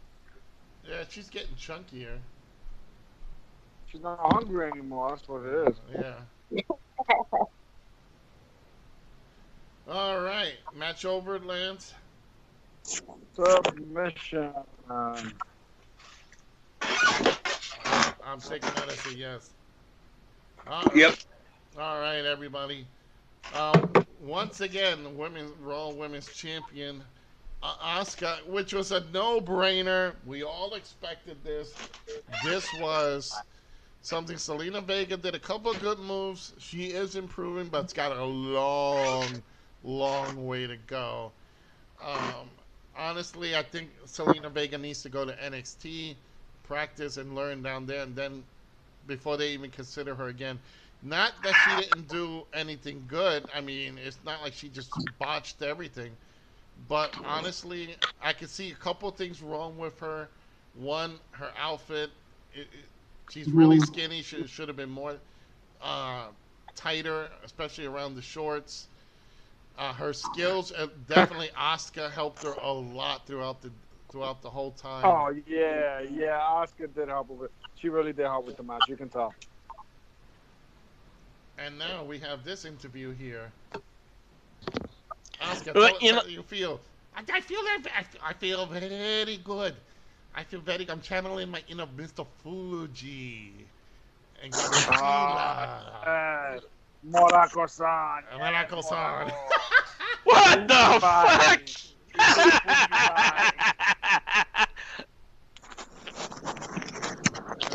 Why are you bowing to her? You did very good. You did very good. That was a nice thing she did. That was awesome. Yeah. It's big, No, I have to say, honestly, at the end of the match, I kind of liked it because they were definitely doing some great reversals and chain wrestling. So I'll definitely give Vega, some props for that. And the ending, that was a nice little twist. Yep. I like that. Absolutely. It was. So there's going to be a follow-up match. Oh, absolutely. What's the next pay-per-view next week? Yeah, right? Oh, God. Yeah, in 2 weeks, a week from now? No, next week is a takeover. Yeah. All right. Well, Asuka's yammering away about Japan and Godzilla. We're going to move on here. So far, we have 3 matches down. We have a couple more to go. And I know we're all looking forward to the Riot Squad versus the Godzilla and King Kong. And, Fuck yeah! and we've definitely, I know Lance is looking forward to the Nikki Cross versus Bayley match. It's still happening because I saw where it was rumored that wasn't going to happen. Yeah, they're still, and again, this is rumor. Dave Meltzer reported that they tried to, that pretty much Nikki Cross might be out, but they didn't specify why. It could have been that she's got either she didn't make it, or there was COVID, or maybe they suspected. So we don't know. It might be something we don't know yet. So that's still on the waiting. That's in the wings. We're waiting. I'm kind of thinking that does not happen after what happened, repeatedly on SmackDown between Lacey Evans and Nikki Cross. If she doesn't make it, might have Lacey Evans stepping in.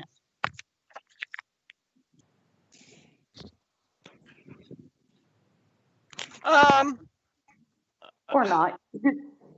I don't know. I mean, I like I said, I still don't think something's WWE would have addressed it by now.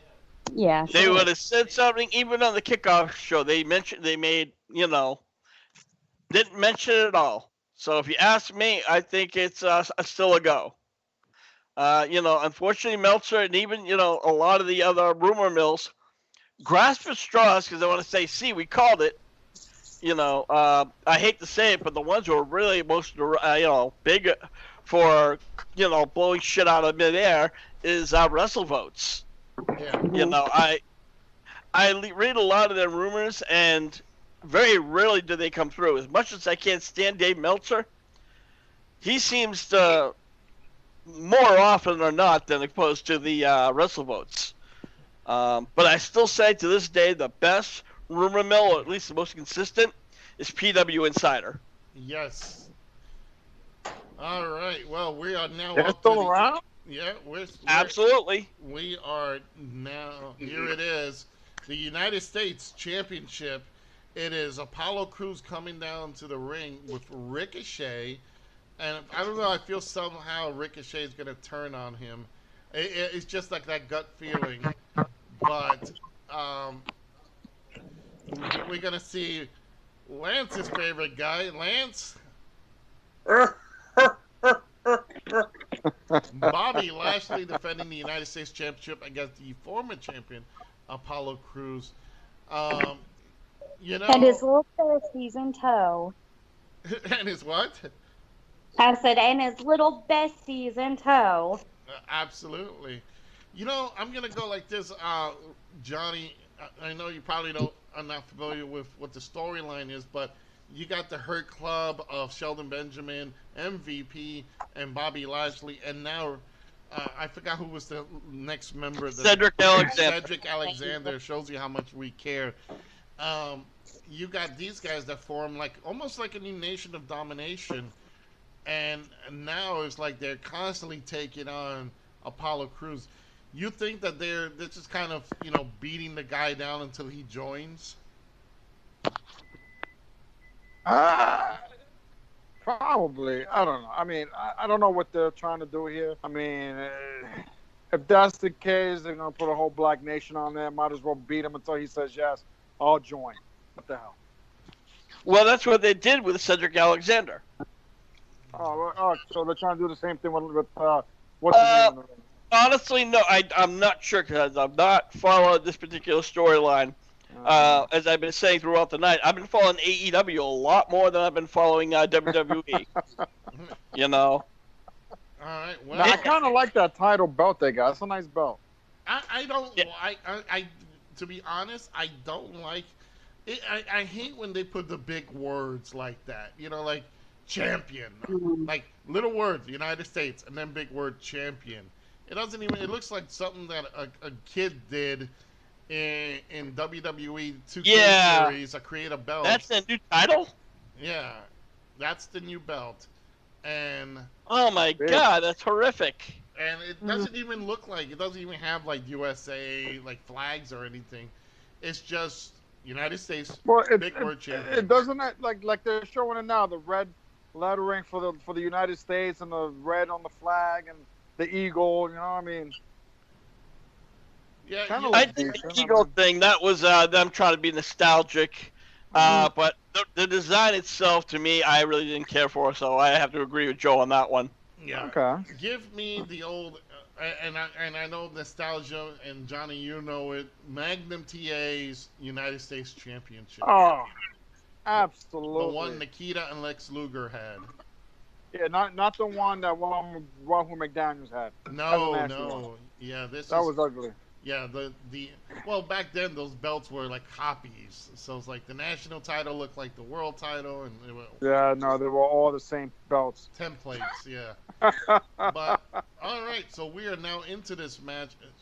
It just started. Hurt Business, Bobby Lashley versus Apollo Crews. You got Ricochet in Apollo's corner, and you have MVP in Bobby Lashley's corner. Sheldon Benjamin went to the back, and this again looks to me like this could possibly be where Ricochet joins the Hurt Business. I don't know. They got right now. One of the things that the brands need are factions, and Retribution is now officially a Raw brand. So they are on there. I don't know how a group of people. They're that's supposed- official in a lot of other things. Yeah. That's true. Jabronis! Yep. But They the got to do Hurt. the Iron Sheik faction. All right.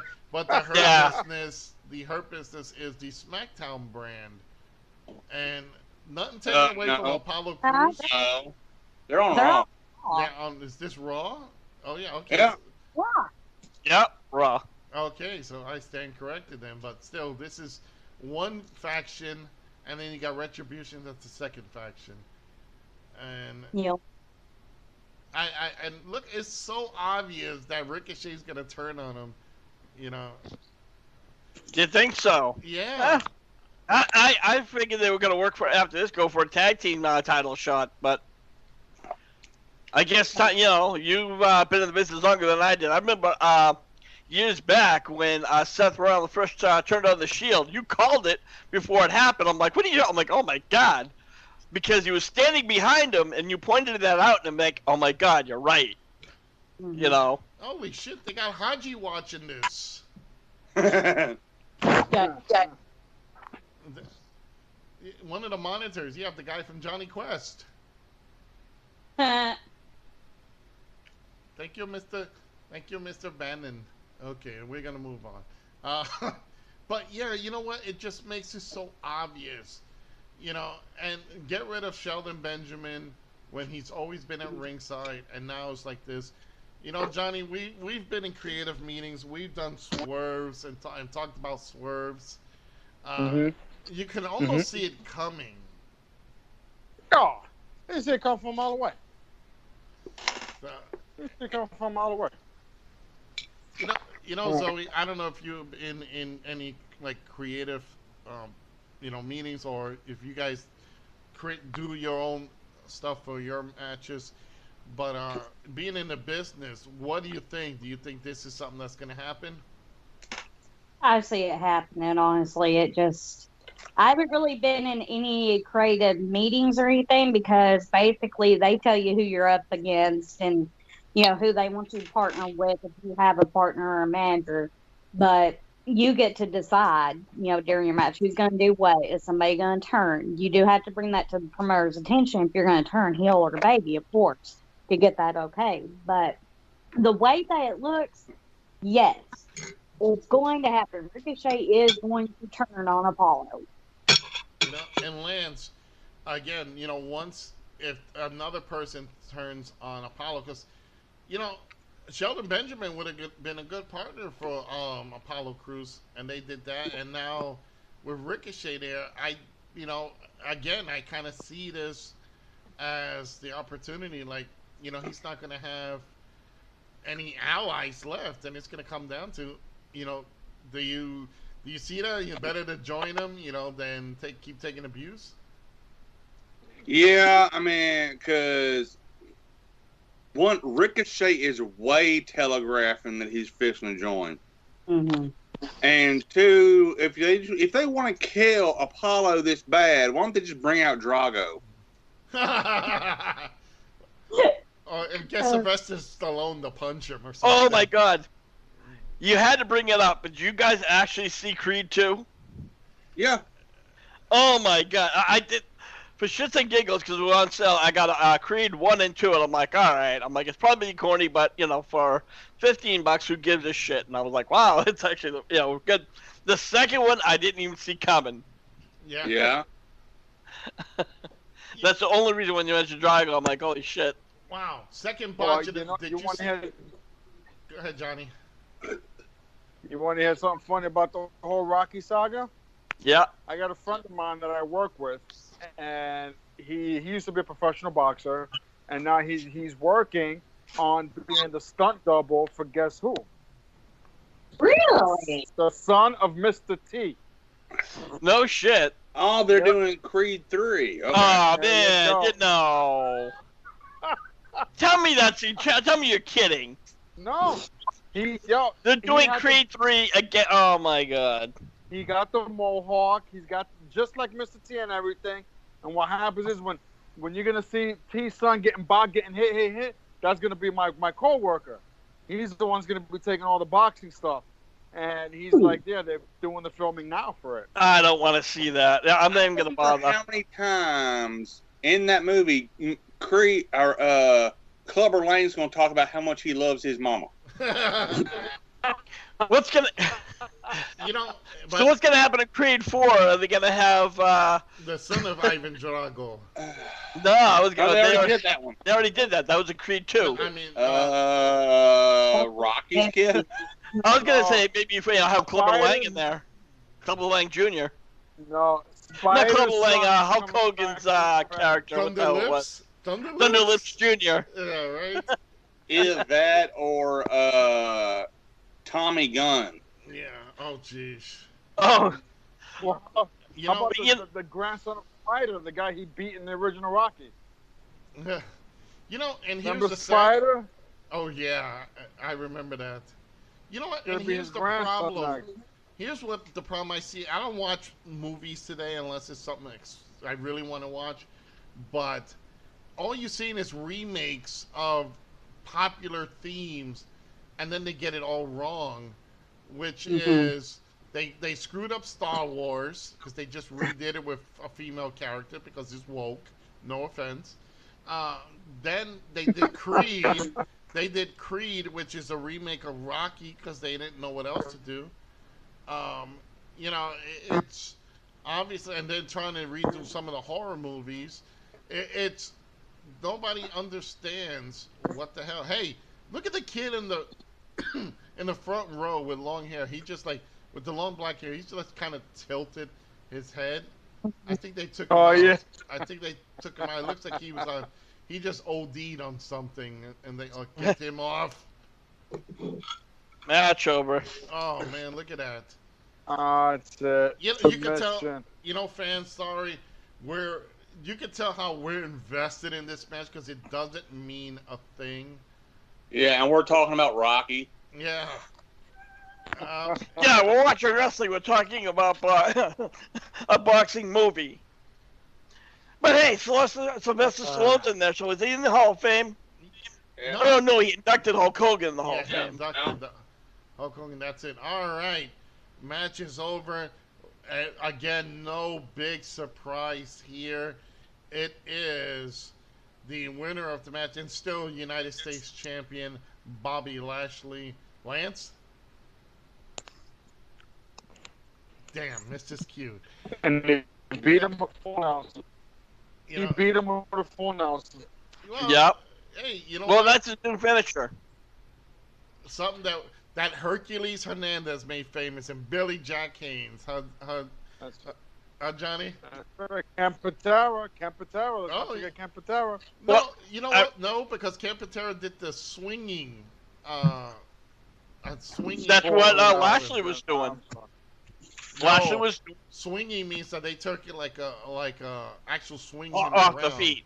Yeah. Oh, And okay. do a Cesaro swing, but with a full Nelson. That was Campatera's. But actually, you know what, guys? I hate to say it, but Ricochet did not, turn heel. So I didn't see it happening. Yeah, it's getting close to it. Even though it didn't happen tonight, there's nothing saying that won't happen tomorrow night, possibly. Again, no, because I don't think this was like one of those high invested matches. It was, it's the same situation between the match we saw before was with Asuka and Zelina Vega. It was just a match for the sake of having a match. I don't think they were building a huge storyline to it. All right. All right. Well, Sometimes you're right, sometimes you're wrong. We was wrong. Hey, I've been wrong more times than right. So. Same here. All right, so we're at 4 matches down, and we have 5 left to go. For you fans that are watching, Asuka kept her Raw Women's Championship. Bobby Lashley just kept the United States Championship. Sami Zayn, new Intercontinental Champion. Shinsuke Nakamura and Cesaro still SmackDown Tag Team Champions. Make sure you check out HWR every Friday at 9:30 Eastern Standard Time. We will be broadcasting our Four Corners rants pretty much when we can. But check out HWR also for news, rumors, and other things in the wrestling business. So, and that is at Facebook.com in the group section. Just loot the hashtag HWR chat room. And now it is time. Go ahead, Zoe. I said La Immigration. Yeah, there you go. I am calling ICE right now. It is now time for the Raw Tag Team Championship. It is the Grass Cutters. It is Angel Garza and Andrade are coming to the ring to take on the Street Profits. The Street Profits? The Street The hood, Profits. yeah. Johnny, the best way to say it, because I'm not being They're the racist, boys in the hood. They put it like this: the best way to say it. Think of Men on the Mission, Crime Time, rolled into the Street Profits. You mean Yeah, the one with the these guys are Jericho? clowns. You mean the Al B. Shaw looking dude? Absolutely. Yeah. Every time I see the slim one from the Street Profits, I think he keeps. I swear he's gonna start singing every little chance I take. Bobby Brown. No. I'm going to tell you, and you know what? Johnny, when you see this guy flip out, you swear to God, it's like, take the Ultimate Warrior and have him like you're snorting like 3 8-balls before the fuck he walks out. Oh, wow. I kid you not. Oh, shit. You know, I look at there's people that they have that face that you just want to punch, you know, because they just have that face that it might as well say hit me. And Andrade and Dominic Mysterio are the two people in this company who have that face. Like, you just see them, you want to punch them dead in their face. So What is with the red cups? It's a cliche, the Solo Cup. Yeah. Oh, okay. The cheesy, yeah. Well, come on, it's WWE, but yeah, and look, there's I all cannot the- deal with these guys. And you know the thing is, Montez Ford, the thin guy with the glasses, he's a great worker, but the gimmick is just painful to watch. I love it. He's always in class by herself. I kind of like the way they walked up into the ring without going up the steps. That was pretty cool. Yeah. That's probably the only good thing they can do. Now, You know what their motto is, Johnny? What We is it? want the smoke. We want the smoke. Yep. Yep. The Well, fuck Rick, does there's that something mean? you can agree with them on. I don't want the smoke. I got the smoke. You got the smoke already, buddy. I know And these that. guys make more money than I do. What's wrong with that one? oh my Well, God, like look at these to Boss, think guys. all I can say to that is, light it up and, well, cheers. Now, Now, I got a question. These people who are on the TV, did they pay to be on? No. no, Free. they register. So, and that was another thing that we were talking about, Johnny, before you got in, and I wanted to address that. Because now, AEW, even though they're in their own, like Daly's place, which is owned by the Khans, they are now selling tickets. Really? So, yes, they are selling tickets. They have ticket packages. Meanwhile, WWE in the same week was bragging about how they are having the largest Thunderdome fan wall ever. And I'm thinking to myself, so you're going to spend more money, and as opposed to try people getting in and the way you would make money. You know, does that make any sense at all? Am I missing something? None whatsoever.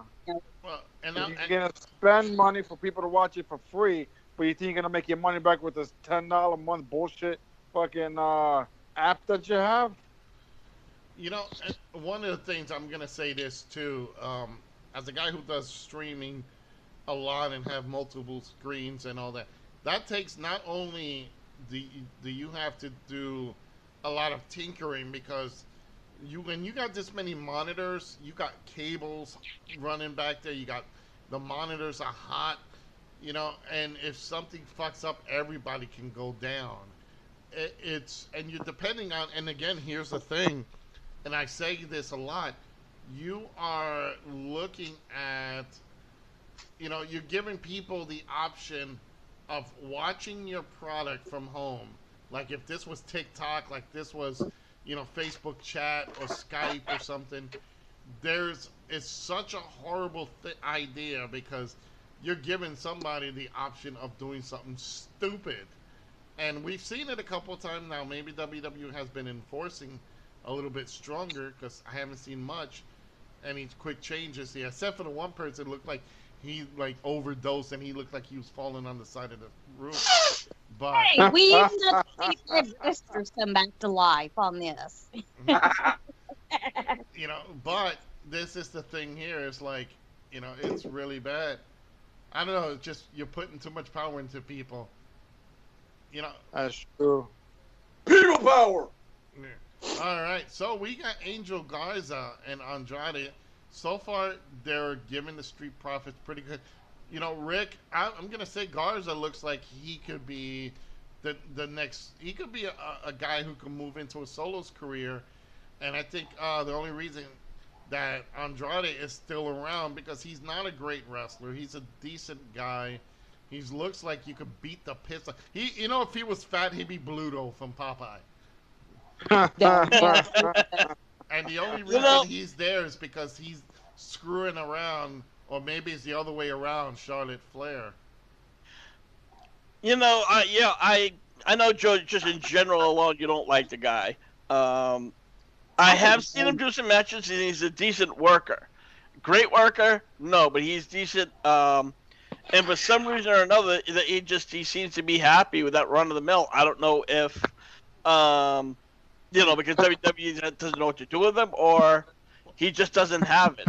It's Well, one of those things I can't really explain. Well, it's obvious he doesn't have it, and two, he doesn't want to be. Charlotte can't let him get better than her, so we don't want that. But I see a lot of potential in Garza if I think again it's their. I don't think WWE knows what to do with guys. Obviously, and this is an observation, and Johnny back me on this maybe, possibly, if we don't both get banned. Whenever a black tag team comes to the WWE, they always push them as some sort of thugs, some sort of street themed team. You got the Street Profits, Crime Time, Men on a Mission. Well, Joe, how many times have you said, "Oh, these guys should be Harlem Heat 2.0"? That will probably be an improvement. Oh my God! And here's the thing: Harlem Heat was not a ghetto thug team. They were just brothers who teamed up, and they just did their thing.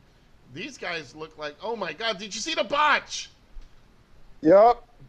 No. Hold on, wait. What did I miss? Oh, the botch, the tag botch, and they had to. It's like they really had to redo it live. Hold on. And they had to do the tag. Ford had to tag his partner, and they didn't do it. And the referee said something, and they had to. It looks like they redid it again and did the same moves. And Andrade and Garza had to, okay, we got to do this over, and they just redid it over. You had to see it. It was very much an instant. So I hate that. If you miss a spot, don't go back to it. Yeah, they should have just went with it and kept on going. So this is going on, but I forgot who. Oh, I forgot who was. Rick, was it you that was talking about? Or no, Lance, you were talking about. Yeah, I talked about them being Harlem Heat. Would that be an improvement instead of this ghetto tag team stuff? No, because I'm against anybody being whoever 2.0. They need to find a way to be themselves 1.0. Yeah, and again, like I said, this team, both guys are great workers. I don't like the cliche, and that's exactly what this is. This is nothing more than a cliche that WWE says has to put a stamp on. Oh my God! God forbid. Damn. Again, guys, botch, major botch there. It almost looked like one person was gonna snap his neck, and I think it was Ford who was supposed to get the pin. Watch this move. He gives him a spine, but they flip each other over, and I think it was a miscommunication there, and you can see the Google eyes of what was going on. Rick, take over for me because I'll be right back. All right. Well, I look like he's got a tag, but I don't think he missed it again. So right now, Montez is still in the ring. He's about to snort the crack. Well, I thought he was about to do the crack snort. Yeah, it's just. But as I was saying before, they don't need. They shouldn't even have to have this kind of a cliche. Why not have these guys come down? Oh, referee throws an X. Oh, hold on. Andrade, or not Andrade, but the other dude, the little ladies man, he's hurt. Oh, Angel Gaza. Yeah, referee threw an X up twice. Really? Yeah, I'm watching on the TV. Yeah. He's hurt. Hold on, I'm going to have to scroll back. Damn.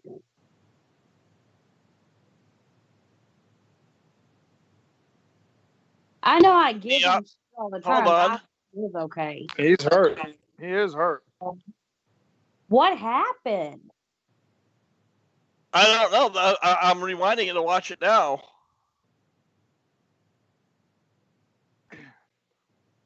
Damn it, y'all need to end the match. Hold on. Way back there to the back. Oh, gave him a fucking nasty. He gave him a heavy forearm. Montez did. So it's probably a receipt for almost fucking killing. Over. love you.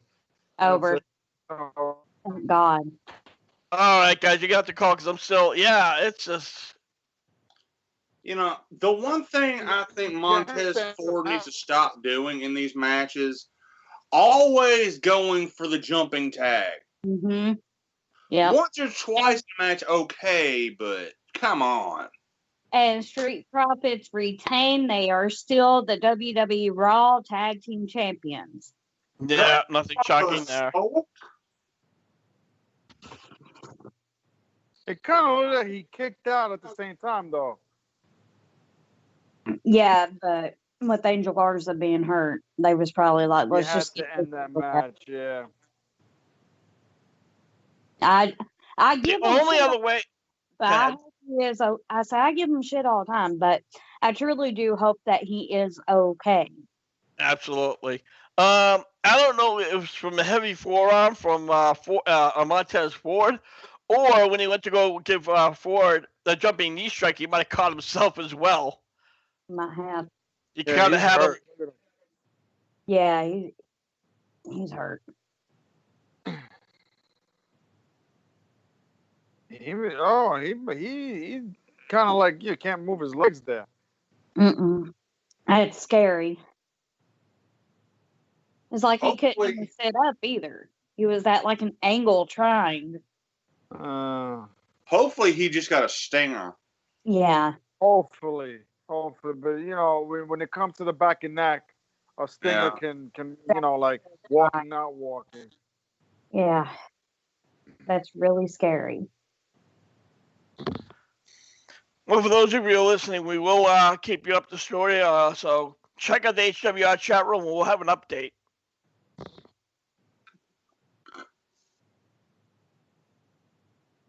Wow. Gee, I came back. What happened? Angel Garza is injured. They had to end the match early. When it happened, it looked like it was like whether he was going against Montez Ford in the ring. Either Montez Ford gave him a heavy forearm to the face, or the very last spot I saw is when he kind of had Montez Ford almost down like in a headlock. Yeah, like a forward headlock. I went to go to jumping strike. I think he actually caught his own face or something like that. It's I'm not exactly sure. It looked kind of weird the way it happened. Do you see they never showed the replay neither? Mm-hmm. No, they did. So That's why I had to rewind. Whenever the camera had panned over to Angel after the match, it was like he couldn't sit up. He was at angle. They were trying to work on his legs, it looked like. So I take it the Street Profits are still the tag champs. Yes. Yes.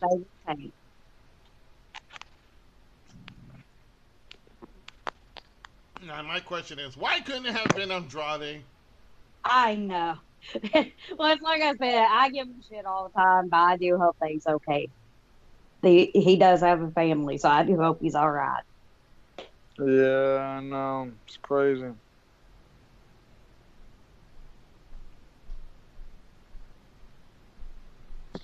Actually, this Broken Skull session with Kurt Angle is already on there, so you guys can check it out. Yeah. What was it that he was famous for singing with the little cowboy hat on? Jimmy Crack Corn? Jimmy Crack Corn, and I don't care. I got Olympic gold. Now, you know what, guys? I want to know, what you guys think about WWE not allowing wrestlers having their third-party podcasts anymore. I think it's ridiculous. I don't know if you heard about that one, Johnny. Which one? Well, apparently now, because you know how all other like WWE wrestlers have their own podcasts, like up, down, down. AJ Styles has his, and such and so forth. Well, because they're now making money off of that, and WWE's hemorrhaging money, they're now saying, well, you know what, we're not allowing you to do that anymore. If you want to do a podcast, it's gonna have to do under our flag. Yeah. And they have to get something out of it too, because remember back in the day, workers used to go and do appearances and all that. Now WWE cracked down on it. And here's the funny thing: on the AEW side, they were actually making fun of that with one of the guys promoting that. We got a new 24/7 champion again. New champion. Over. Yeah. The Black Diesel Oz came out and won the title back. He looks like one of those really, really old gold miners to me. Either that or kind of a modern version of Justin Wilson. Louisiana cooking? Yeah. Well, he was like he was marinating the damn belt or something in that big old bacon bowl. We got some nice tasty shrimp in here. Man, I used to love Justin Wilson. I guarantee. Yeah, there you go.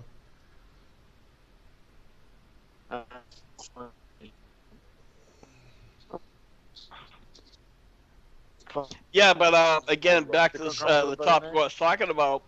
I guess a lot of wrestlers were also doing something called Cameo, where you can actually have a wrestler, or any celebrity for that where they would send you like a personal message. So, Roman Reigns was doing something where he'd say, congratulations to Joe Schmo, for his 50th birthday. But the price was expensive. It was not cheap. He was charging, I think, like $100 for a minute. It was insane. Yeah, it was like crazy. Well, we are now at the SmackDown Women's Championship. It looks like the chairwoman of the brand, Bayley, has brought her own chair to the ring, and my God, Lance, is it me or her hips got wider? Hey, I like she always got that big ass. She got boots. I like the thick. She got that Bailey boot. Hey, No, this isn't gained weight. What? Yeah, this is something. Her hips look very weird all of a sudden. Yeah. Bailey got them Bailey Spanish cakes. side. Yeah, That's the Spanish hips. Yeah. oh, well, I think what is Bayley, like Samoan too, or something like that? Oh, she's I think Mexican. Really? She's an odd looking Mexican. She's from like somewhere in damn damn Brazilian or something? No, she's from California. I think San Diego or LA. Well, that figures it. She's Mexican. Well, you can tell she got fatter because look at her cheeks. She got chunky cheeks. Man. You can tell she got fat.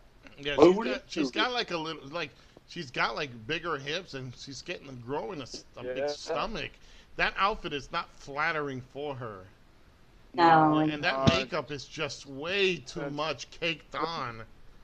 You can tell she has like really like. She is Mexican. She reminds me of one of those jackhammer to get that foundation off. Oh my God. Yeah. Yeah. I'd give her a jackhammer. Go ahead, Johnny. Her face reminds me of those old 1950 TV show mothers. Oh God. You know? Oh God. It's just like plain and round and like, oh. Leave it to Mrs. Beaver time. Yeah. Oh, Mr. Wilson. Wait a minute. Is there Nikki's not coming out or something? I don't know. No, it's supposed to be. Yes, Nikki Cross. She's not coming in. Oh no! Wow, hold on. Wait a minute. Somebody is. Who's this? No, Asuka. Who's this? She's not coming in. Nikki Cross is not here. Why the hell are they making her work 2 times that night going up against Bailey? Oh, shit. Wow. Shake This that is booty. this is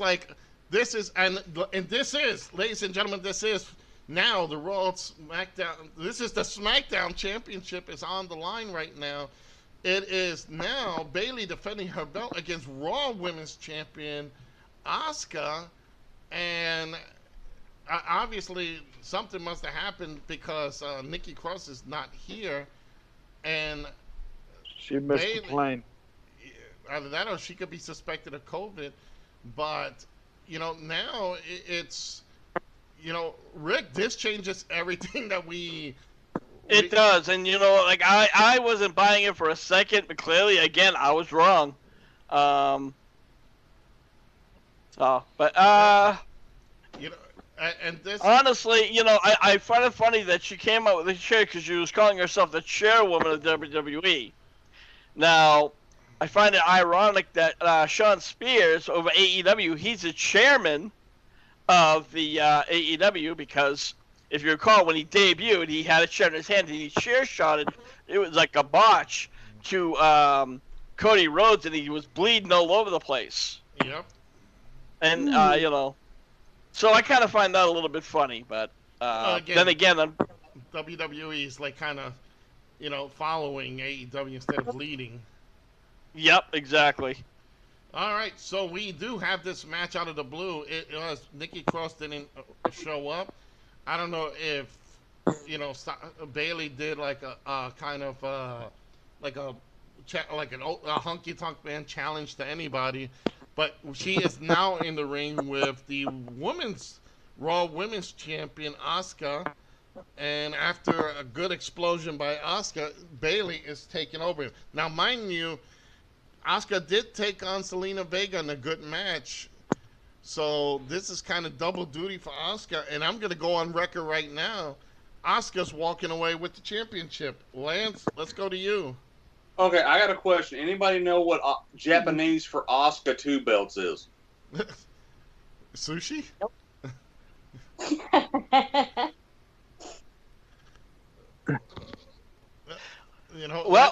Let's go to you, Zoe. You know what? Sudden change.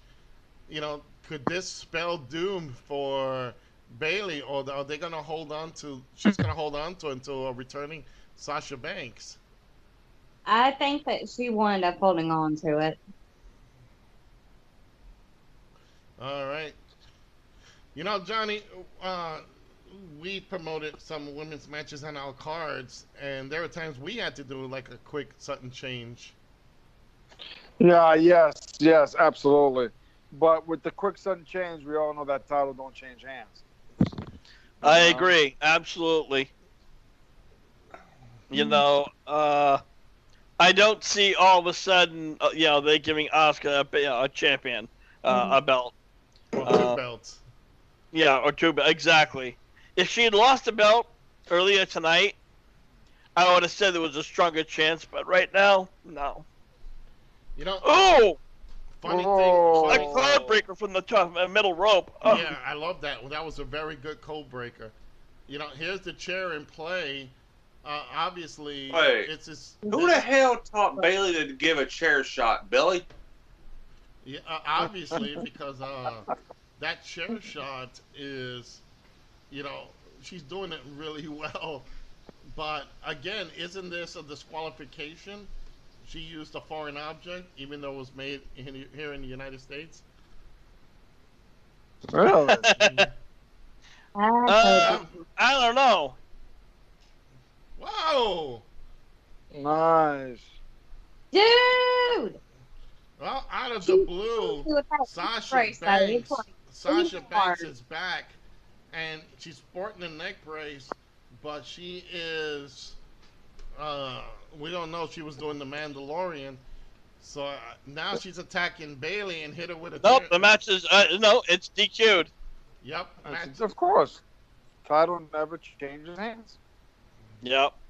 Now, is it me or why is who is this? What's her name again? Sasha Banks. Sasha Banks. Why is Sasha doing the whole leader fucking outfit looking stuff? I don't hate it. I'll be honest, I don't hate it. No, don't hate it. Appreciate it, absolutely. But, damn right.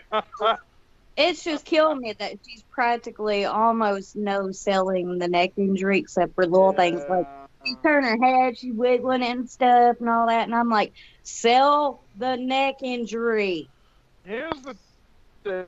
Yeah. These wrestlers don't know how to sell. They don't know how to stand character. Back in the days, you had guys like Nikita Koloff, who, whether he went out to a restaurant or not, the man had his accent. Mhm. Never broke character. These people don't know what the hell they're doing. She's not even selling the neck. What's his name? Chris Adams, when he went blind, he sold it. He would answer the door with the blindfold on his eyes. Hell, Sandman. They sold it. I was going to say, Sandman, when he took the cane to the eyes, stayed home for a couple of weeks. Mhm. They sold it.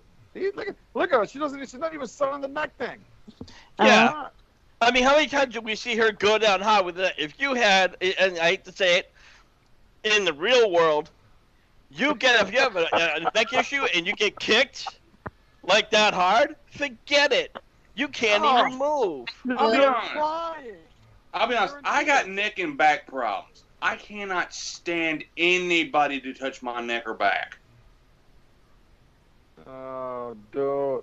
Ricky Steamboat with the Larynx. Yeah. Come on. He played it even at WrestleMania. This dragon's breathing fire. He was doing the whole raspy voice shit at the same. Come on, it was these people. They don't know. How to You know, do the that problem today is too. Here's the thing with today's wrestling, and especially at WWE level, and I think with every company, you know, is that it's so exposed now. It's like, you know, you see it. It's just so exposed that it doesn't even matter anymore.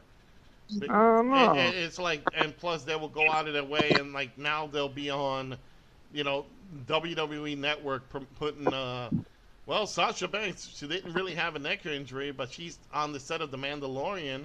She wasn't wearing a neck brace there, so, you know, so they'll promote that, and it's like, oh, yeah, she's on. Well, how the hell was she on Mandalorian? She broke her neck. You know, the kayfabeness is gone. So, you know.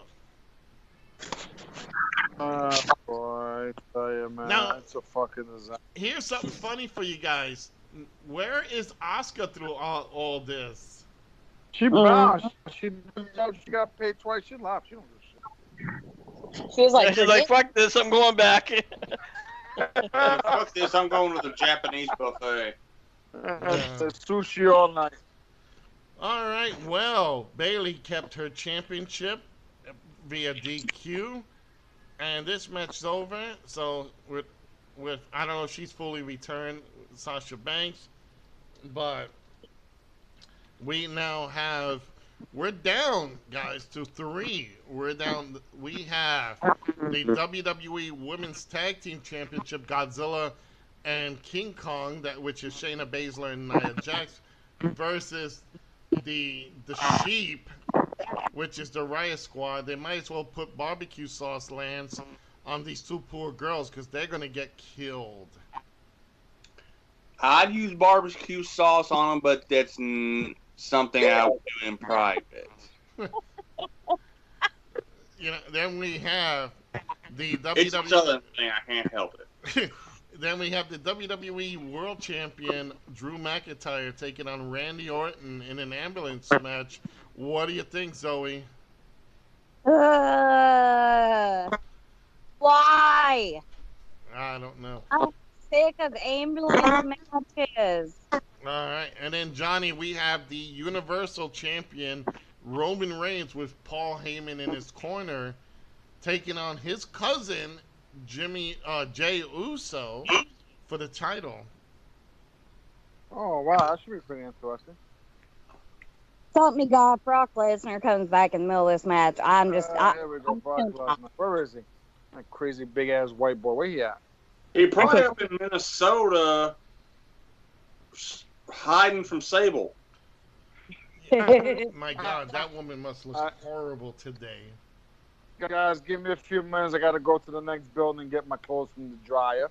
I'll be back. All right, and it looks like they're doing the whole WWE Championship match. The ambulance match looks like it could be next. They're showing the vignette. I guess they're doing male match, female match, male match, female match, jumping back and forth. Well, yeah, I'm guessing this is, you know why they're gonna have that, women's tag team match in between. Because I'm guessing this match is gonna be a great match. So then you have to have that one match in between for the main event, because that's gonna be like, it's gonna drag out, not really be that great of a match, because you want to have that kind of like flow, the roller coaster type feel. Absolutely. It's gonna have its ups and downs, Yeah. And that's a smart way of booking it, and that's how I was trained how to book that way. It give the fans, you don't want to give them too much of highs, because then they'll be tired out by the end of the night. So you want to give them that roller coaster. So there should be the world title, then the women's title, and finally your universal title. So that should be how it all plays out. Thanks. And sometimes that in between match gets the hard short end of the stick. Yeah. Like, well, after Taker's streak got broken, I felt so sorry for those women that had to do that match. Oh. It's like, yeah, exactly. Follow that. You can't, and unfortunately, they should have had that for a main event match. Yeah. That should have been the main event. Yeah.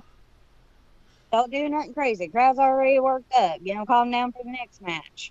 Well, I think they don't care at this point, because let's face it, the crowd is animated at this point. They'll put the little cheer boo signs up for them to. Oh my God, Joe! I just got a visual of them wrestling in the ring, but it being the crowd from the N64 games. Yeah, can you imagine? That would have been much better. Hell. All right, so before we go on to further, let me again do a quick shout out to Trent Killer Syndicate, and he is running the Trent Killer Wrestling Association, an EFED that is set with real wrestlers who build up characters for their WWE 2K game.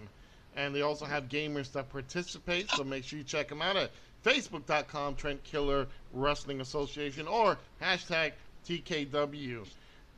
Before I go to another one, over in the chat room on my side, it is Crystal. She's known as Pika Snap. How you doing, Crystal? You can check her out on YouTube and Facebook, so make sure you give her a like. And then finally, Tony Capone. He runs the NAWA, North American Wrestling Alliance, an old promotion that is coming back.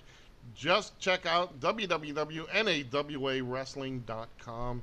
Make sure to tell them that Skoldrin sent you. So with that, we are now moving on to the ambulance match. I don't know if anybody's done this tonight, but it's actually a birthday of one of the people that show up quite a lot on my Tuesday night show, Ryan Arnold. Happy birthday, buddy. Oh, absolutely. I gave him my birthday earlier. Yeah, happy birthday, Ryan. Yep. Crystal says she had a very bad night. Well, I hope you're doing better, Crystal. Take it easy. Relax. Enjoy the night. Listen to our commentary, because this is where the shit starts hitting the fan. We are looking at the WWE Championship match. It is Drew McIntyre versus Randy Orton in an ambulance match, and I guess you got to beat your opponent to a point where you can shove them into an ambulance. The Viper, one of the best workers in the WWE at this point, is challenging. Johnny, again, going back, flashback, who would have thought that this kid, well, he's not a kid anymore, but this guy came from the same stock as Cowboy Bob Orton. Okay, you forgot he went to get laundry. Yeah, he said. Yeah. But you know what? We have seen that in the past. Where they have next generation wrestlers who, far surpass. And I know that we always make jokes about Charlotte Flair. Charlotte, prime example, excellent wrestler. When she first came on, we paid her very little stock, but the more and more we saw her, she started to earn her stripes, and she is a true competitor. I really enjoy her in matches. You can also look at somebody like The Rock. You know, he's a third-generation wrestler. You know, you had the Hart family. You know, although they've kind of faded out now. You could say Natalya, but, well, let's be honest, guys. Natalya's a good worker, but her career never really went anywhere. She's just been kind of like the stepping stone, so to speak. Yep. And I gotta say, at least we know Randy Orton drinks his milk and takes his vitamin D, because it does not take him anywhere near as long to recover from a broken bone that it did his dad. Exactly. You know, and also if we're going to look at famous families, workers who surpassed their parents, Mr. Perfect Kurt Hennig far surpassed Larry the Axe Hennig. And I think it all depends on the era too. It's when you see like Charlotte, you know, yes, she is a good worker today, but compared to her father of the 80s, he did a lot more than she has. The only thing she's won more matches in a short time than he's had, because his was always stretched long title reigns. So we have very few people that make it this far, and it's good to see, you know, guys move on to this. Now there is Roddy Piper's daughter, who's being trained right now to make a debut in the business. We got Tully Blanchard's daughter, Tessa Blanchard, who's in the business. We got a couple people that are training, that are coming out soon. Well, you know about the you heard about The Rock's daughter, right? Yeah, Simone. Well, she's out with a knee injury. Yeah, well, and keep in mind, it's not just a knee injury; it's her third knee injury. Yep. Now, keep this in mind, folks. You know, this is a wrestler who has had several knee injuries, and she's not even wrestled a match yet, Joe. How is that going to help? I mean, this kind of knee injuries are no joke. Well, you know what? I'm going to tell you right off the bat, her career is done. You know, let's toss this over to the active member of our group, Zoe. You know, what about that question that Rick just said? How does it affect Simone right now? Oh, it's definitely going to affect her. I mean, a knee injury is not anything that you can take lightly. I mean, you need your knees to move. This could actually just change her career altogether. She's not in the ring, and she's already got a third knee injury. They could see it, you know, basically as, you know, bad stock in her now. Well, and here's the thing. I need to clarify. It's not knee injury, knee surgery. Surgery. She's had 3 surgeries. That can still be a problem, honestly. You know, you Yeah. have that scar tissue that's going to build up in there. You're going to have problems with anybody that's had any kind of injury at all, like a big one or a big surgery on a bone even. You feel it for the rest of your life. I mean, my husband's had all his bones broken in high school, and every time they start to rain or get cold or anything, good Lord, he can't hardly even walk. And he's had several knee injuries and surgeries himself. You know, I think her career right now, even before it began, it's going to be over, because with that knee surgery, it's going to continue going on. She might have to just wear a knee brace and maybe, who knows, maybe be a manager at ringside. Who knows at this point.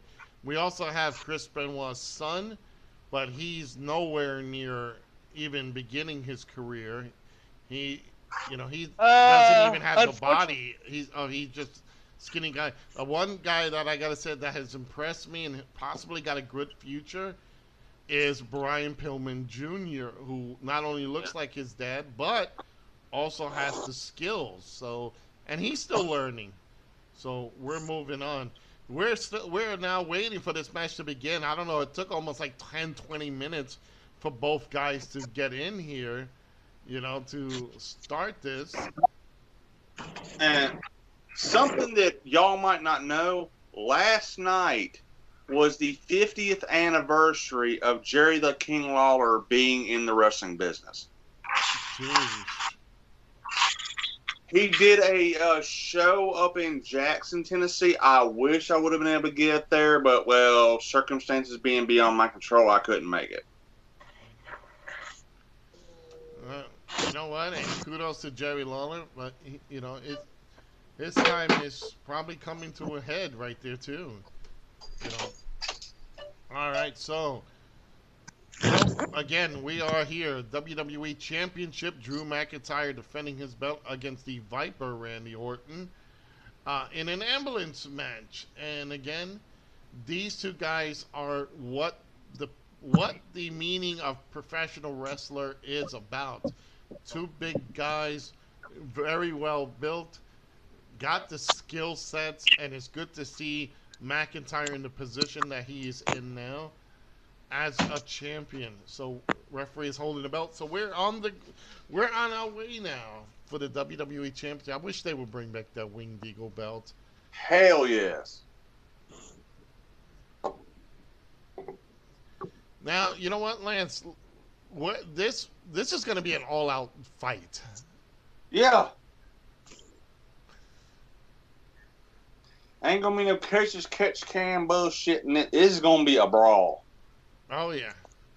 Rick, I'm going to say this. I can't wait to see, because Randy Orton always does it in every match, that snap slam that he's famous for. Mm-hmm. Oh, absolutely, yeah. I love his skill set. It's I won't say it's robust because he's not really a high flyer. He's more of like a mat/technical wrestler. So yeah, definitely one of his best moves. Then you gotta give him the RKO. I know that I forget who actually created it, but I know that Diamond Dallas Page, kind of made it famous. But Randy Orton, he mastered it without question. Yeah, Randy Orton gave it the twist that it comes out of nowhere. I think DDP also had it in a sense that it was kind of that way. But Randy, it's like you never know where it is really coming from, and he takes advantage of it. I think we already see Zoe. I think if you look at McIntyre's right arm in the back, I think it has a red scrape already. Rope burn, Yeah, mat burn. It looks like mat burn. Oh, I hate that so much. I hate rope burn too because my head doesn't even go over the top rope. I get rope burn, it's all over me. I'm like, God, you got my head, my neck, my back, my butt, my legs. You look at Randy Orton. He is this calculating guy. He reminds me of, I would have to say, a mix of Jake the Snake Roberts. And I just and a young Johnny Perez. And a young Johnny Perez. There you go. Welcome back, Johnny. And way to put yourself over. There you go. But got his leg. Hey, Lord. Oh, son of a bitch. Hey, it's King Kong Bundy Jr. Oh, wait, no. The hell's show doing there? Well, a couple, maybe a month, 2 months ago, Randy punt kicked him in the head twice. And even before that, he was wanting to get retribution on Randy Orton for doing that to Edge and Christian. Well, don't say retribution. Those jobbers don't show up. We'll say revenge. Yeah, there you go. There you go. But I gotta say this though, Big Show just showed up, choke slammed Randy Orton through the commentaries table.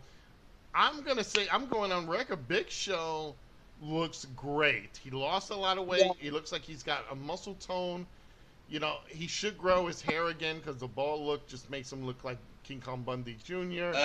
I've seen him with hair. He looks better with a shaved head. Yeah. He just needs to grow that beard back out. He looks like baby. Oh, yeah. Well, he looks like a hot mess. Yeah, he looks like he has the beard, but it's already white and graying, so it's You know, Well, crap, right now, put a diaper on him and a set of wings and give him a bow and arrow. He'd look like an oversized Cupid. gee, don't say that. He might die next. Either that or there's not a New Year's Eve pay-per-view, is there? No. Well, I That'd don't be think they hilarious. do. What was it? I forgot the actual one that they used to do it. That used to be the New Elimination Year's Chamber. Revolution. What was it? Revolution. The only one that was a tradition was, I think it was Survivor Series, or it was Royal Rumble, where they did it on Thanksgiving Day. Well, yeah, Survival Series was always Thanksgiving. Every January was Royal Rumble. April, late March to April was WrestleMania. August is SummerSlam. King of the Ring was maybe June or somewhere. And then they used to have Hell in a Cell, which was October. So maybe Hell in a Cell is next. Meanwhile, back to while we're going to there, Randy Orton's been beaten down by Drew McIntyre, and this is Rick. I'm going on record. I've seen many of Randy Orton's matches. I've never seen him this beaten down before. Well, I think they were trying to push this with the Big Show injury, so that's probably why he's getting his ass kicked. And again, like I said, for Drew McIntyre, they need to solidify him as a champion, because when he won that belt at WrestleMania, it was in the gym. It was in, like, so he really didn't get that. I wouldn't call that a WrestleMania moment that I would want to remember. You know what I mean? Yeah. Oh, pretty red chair. Yeah, who would have thought they would have a red chair on, and with a cross too? I do gotta say, Randy Orton is one of the best right now in WWE wrestling that can sell stuff. I mean, he just goes out with it. Oh, and he's also put people to have them sell. Let's not bring up the Singh brothers who sold to Randy Orton. Right? I don't think there was much selling to that. I think, oh shit, I just got the hell knocked out of me. Yeah. I mean, remember, oh shit, I think I broke him. Yeah. Yep. All right, Randy is fighting back. Yeah, he's got the chair now. He started fighting back. Going after that supposed broken jaw of Drew McIntyre. Yep, which is funny because if you had a broken jaw, wouldn't it be taped up or something? Wired, if it was, Wired? yes. Yeah. It would. And swollen like a sumbitch. Yeah, You would have thought he would have put a mask on to protect it or something, but this is WWE logic. Which means no logic. Exactly. This is the type of thing that even Dr. Spock will say, or Mr. Spock will say, this is highly illogical. This is highly illogical. Yeah. Okay, look, both. I called this. Remember this?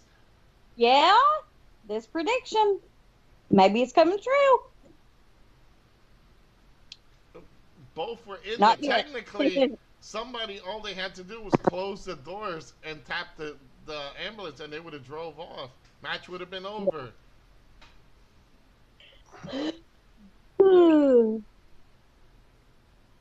Randy is red. His body, he's got a scrape now. Yeah. Well, that's one thing about he does tend to get that red thing going.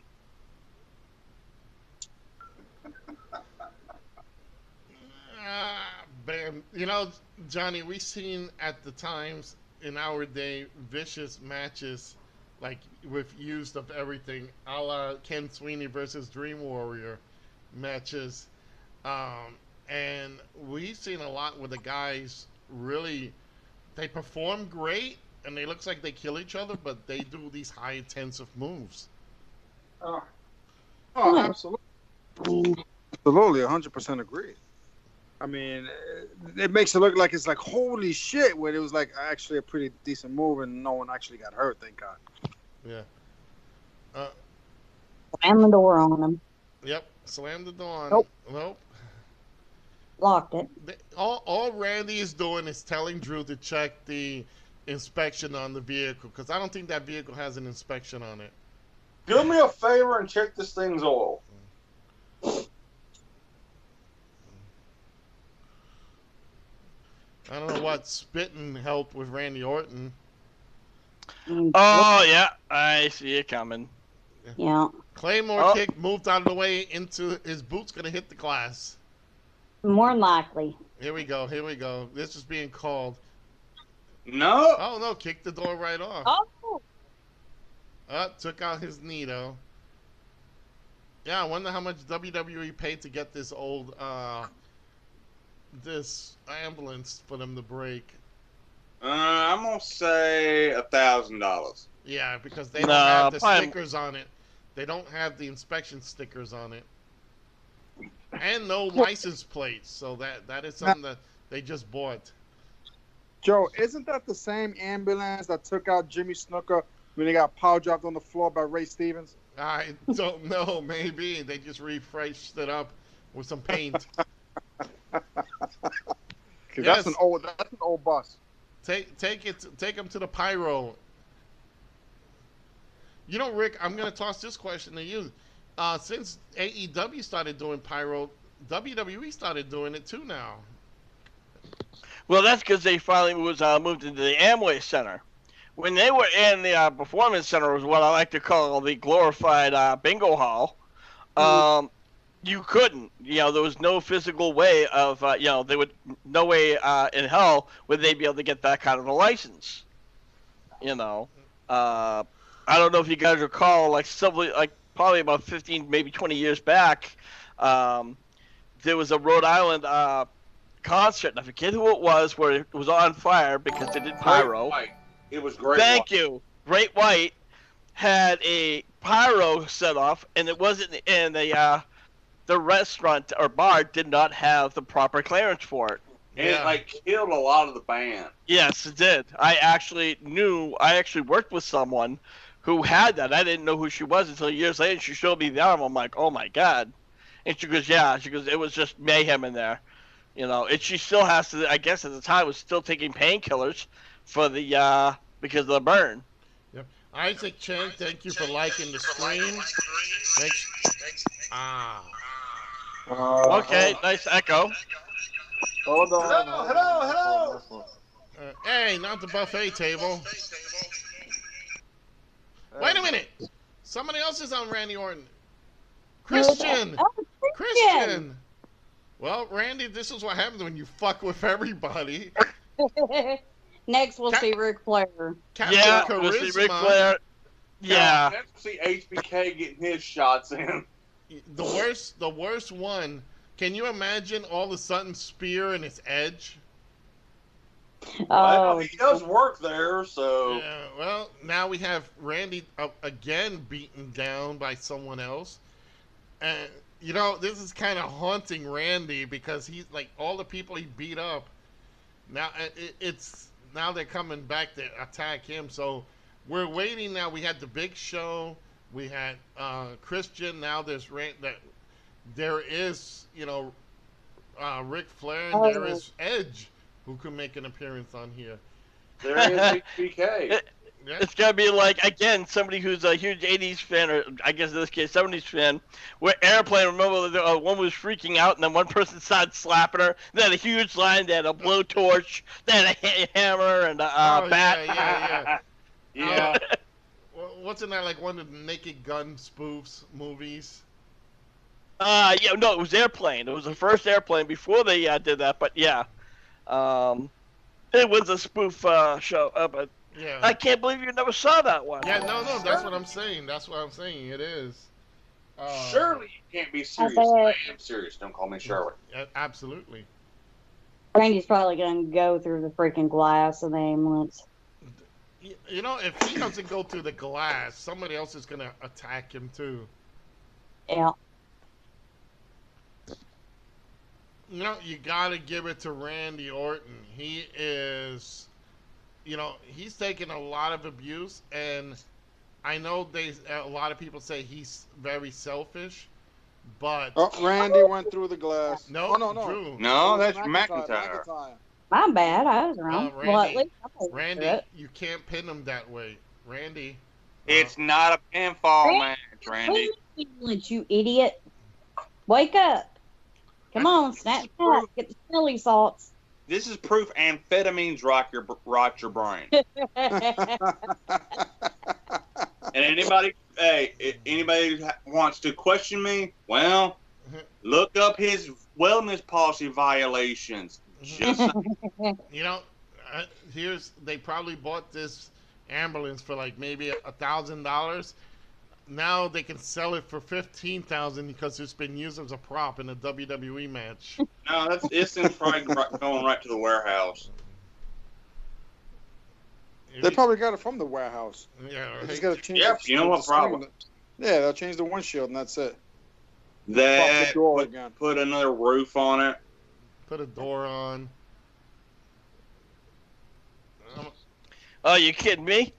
Look at the stuff that they tried to sell before on the WWE with nothing. That's it. Sell it as is. Remember with the years ago, and they had the secret general manager. It was just A laptop. it was just a laptop. When Edge broke it, they sold it as is, and they made money off of it. So And people bought it, of course. People And bought it turned out the general manager was Hornswoggle. Huh? Yeah. Well, let's not forget the Hebner brothers, the two referee brothers that was selling shit. yeah. Well, we got Drew McIntyre with his back cut right open for falling into the windshield. And Oh! him and Randy Orton are fighting on top of the ambulance now. And they're just going back and forth on this ambulance. Mhm. You know, Now, if you notice, the crew was actually looking inside the. Well, they were paying attention more to inside the ambulance as opposed to what was going on top. So you think someone's inside? Probably. That's the only thing I can think of. Oh, You my. know, Well, other than that, they were just double checking. I don't know. Go I ahead. wonder if they had to reinforce the roof of this ambulance, or are they normally that damn strong? no, You're gonna some stomp on us? Fingers. of them are really strong, especially if they're older models.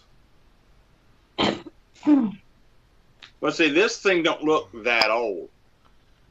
No, this is probably they probably bought this recently. Yeah. Again, I don't think this. Yeah, I think Go ahead, this Joe. is maybe like a year or two ago. Even if it's older, even if it's an older product, WWE could have had it painted up and fixed up. Yeah. Inside probably looks Maybe. like shit. Way too much time.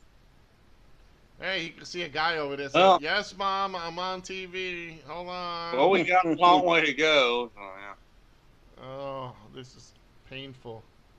Herbie, you just joined the chat room. How you doing, Herbie? Horrible. What's up, Herbie? Whoa! I'm my boy, Tail. It's HBK. HBK just pushed him off the ambulance. Gee, I wonder how many airbags. Oh, he pushed him off. Didn't give him sweet chin music. He did. He can Oh, see. he did. I'm behind. Oh, okay. I'm a little behind you now. Screw with the showstopper. Just saying. That's if his eyes go straight, he'll be a showstopper. Yeah. And that's what they were doing. Look, That's why they had the. boom. There it is. There's the show, whatever super kick, and then he just pushed him off. Chin music. Well, Sean probably can't aim that high, so it's probably in the shins. You know They what's probably didn't want to show. You know what's funny? It's like Randy fell off the thing, and now he's by the side of it, so you could tell he probably fell on an air mattress and just rolled out of there quickly. Yeah. That's exactly what it was because you could see the cushion kind of implode a little bit.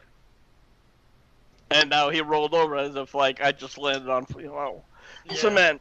Well, it looks like when he fell off the roof. When he fell off the ambulance, it was in a different location. So he must have got when the airbag broke, he must have just rolled underneath that table because you can see that's material. So he must have came from underneath. Meanwhile, Drew is trying to get Randy into the ambulance. Randy just doesn't give up. You know, RKO out. RKO. Beautiful. Damn. Who do you think we're going to see come out next, Ric Flair or Edge? I'm gonna say Ric Flair is gonna distract him, and Edge is gonna come and spear him into No. Kamala. It's going to be Kamala. Come out and kick him in the nuts. Oh yeah, No. there you go. No, I think Flair's gonna nut shot him, Yeah, which leads into A a spear. spear, and then he goes into the damn ambulance. ambulance. Yep. You know what? How about this one? Again, this is, grasping at straws on this one. How about Charlotte Flair comes out with him, and then so you have Rick, Charlotte distracts Orton, and then Rick gives him the low blow, and then Hockey talk, man. yeah. Oh, what the? Okay, we got one door. We have one door closed. All he has to do is close the other one. And it's over. Nope, No. not yet. He's like, "Daggone it!" Hey, I seen that face too. Wasn't in that movie. It's Johnny. The Shining. The Shining. The Shining. Well, Drew is back out, and he's bleeding everywhere because he's still got those cuts from his back. You know, I've got to say, this show has been pretty good. Yep, there's the McIntyre That's kick. The kick. Come on, Kamala. Come on out and do your spear, whatever you do. There's a problem with Kamala. He's dead. Oh, that's Jim. right. He's dead. He's dead. Yeah. I'm like saying, I was waiting for somebody else to call him. I'm just going to sit there and let him have it. Wait a minute. There he could have had his chance, but no, he pulled Randy right back out again. Oh, I see. Oh, no. That'd be funny to see Brutus turnabout. Beefcake come out. Turnabout fair play. Yes, it is. Well, one of the things I gotta say here is you gotta. Here comes the spear. Here comes the spear. No, that that was would've the been great. punt kick. Well, you know what's funny is you got to give Randy credit. Match over. Match is over. Randy took a lot of abuse and sold a lot. You know, but when you have a lights seat, on? Was those lights on already or no? No, they turned them on once he started getting in. How is anybody? Excuse me. The door, Drew. The door on the floor. Can you move it? Retain WWE Raw Champion or Universal Champion, whichever one. Whatever it is. Yeah. McIntyre, that- Yeah. You know what's I funny? was right. What's funny is it'd be funny if there's a doctor in there, Santino Marella, with his snake, with the cobra. Cobra! With the cobra puppet. Hi, everybody. Hi, everybody. speaking of Cobra, Joe, have you seen that TV series, Cobra Kai? Yeah, I've seen a couple of its episodes. Oh my god, I thought it was fucking hilarious. Oh, how great is that show? Come on. Talking about them Yeah. bringing everybody back. Well, yeah, I mean, Jen showed it to me, and I'm like, all right, I'll watch it. And the pilot, I was sold. I'm like, oh my god, this is fucking priceless. Isn't it? Notice. It is. Hey, guys, wait a minute. Look who's driving. Who's driving? Woo! Okay, somebody give Nate a breathalyzer, just saying. Should he be driving? In his condition. With a cracked windshield? Flair there. Woo! Woo! Woo! All right, watch it. He's probably gonna collide with something. All right, match is over. So Drew McIntyre retains the WWE Championship, not without a lot of assistance. He had the Big Show, Shawn Michaels, both aiding him, and now you have Ric Flair who's driving him on. Joe, Christian. And Christian. There you go. You know, Christian's always been unknown, not a person of significance, but yeah, you have those three that help them. Now I wouldn't be surprised if Edge is coming. Look at that kid in the monitor up there. He's asleep. It's just like us. We should be asleep. Yeah, but it goes to show you, he couldn't beat him on his own without the help of all those other guys. Yep. But hey, it's still a clean win. There are no rules in an ambulance match. And I think it wasn't really about helping Drew. I think it was more about those wrestlers getting back at Orton for doing all the punt kicks, because he got all punt kicks. That he was going back to the Legend Killer storyline. Yep. All right, so we have 2 matches left, and I'm sure that Women's Tag Team Championship will be next. So, you know, we're going to be going through that. So, but thanks everybody for being part of the stream, you know, for liking us. Again, check out HWR chat room over on Facebook in the group section, where we talk about wrestling news, rumors, and everything that happens. So check us out. I think the next pay-per-view will hopefully be further away, but I think the next show is Takeover next Sunday. Well, that's Takeover. Well, but we're looking at Hell in a Cell. All right, I thought we usually cover takeovers, but all right. I guess if we wanted to do that, boom, Hell in a Cell.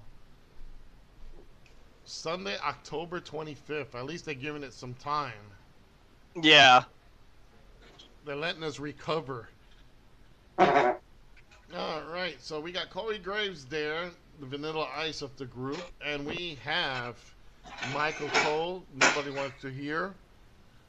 You know, and we're down to the final 2 matches of this night, and considering it's already been 2 hours and a half of live pay-per-view, I gotta say the women's tag match is probably gonna be a little bit. Wait, what? Okay. Oh, you're kidding me. Well, it looks like they're putting the women's tag team championship. Is the women's tag match still happening? It has to be. It's advertised. Well, then the first one's gonna be a short one. I guarantee it. I heard somewhere that the women's tag match wasn't happening. What the I man? don't know. All right. Well, by the way, Herbie says he's good.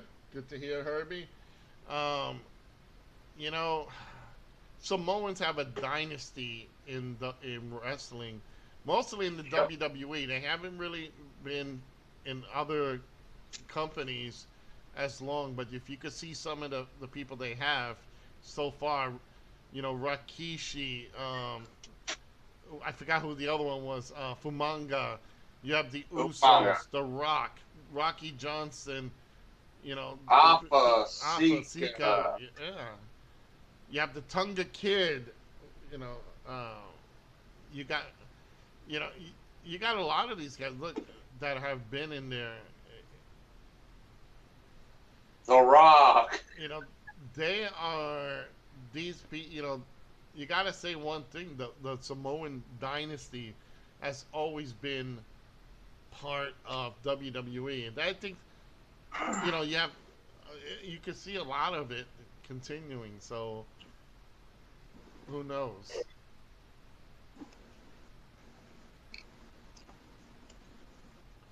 I'm just glad that they got the Usos out of that stupid thug mentality gimmick. Oh shit.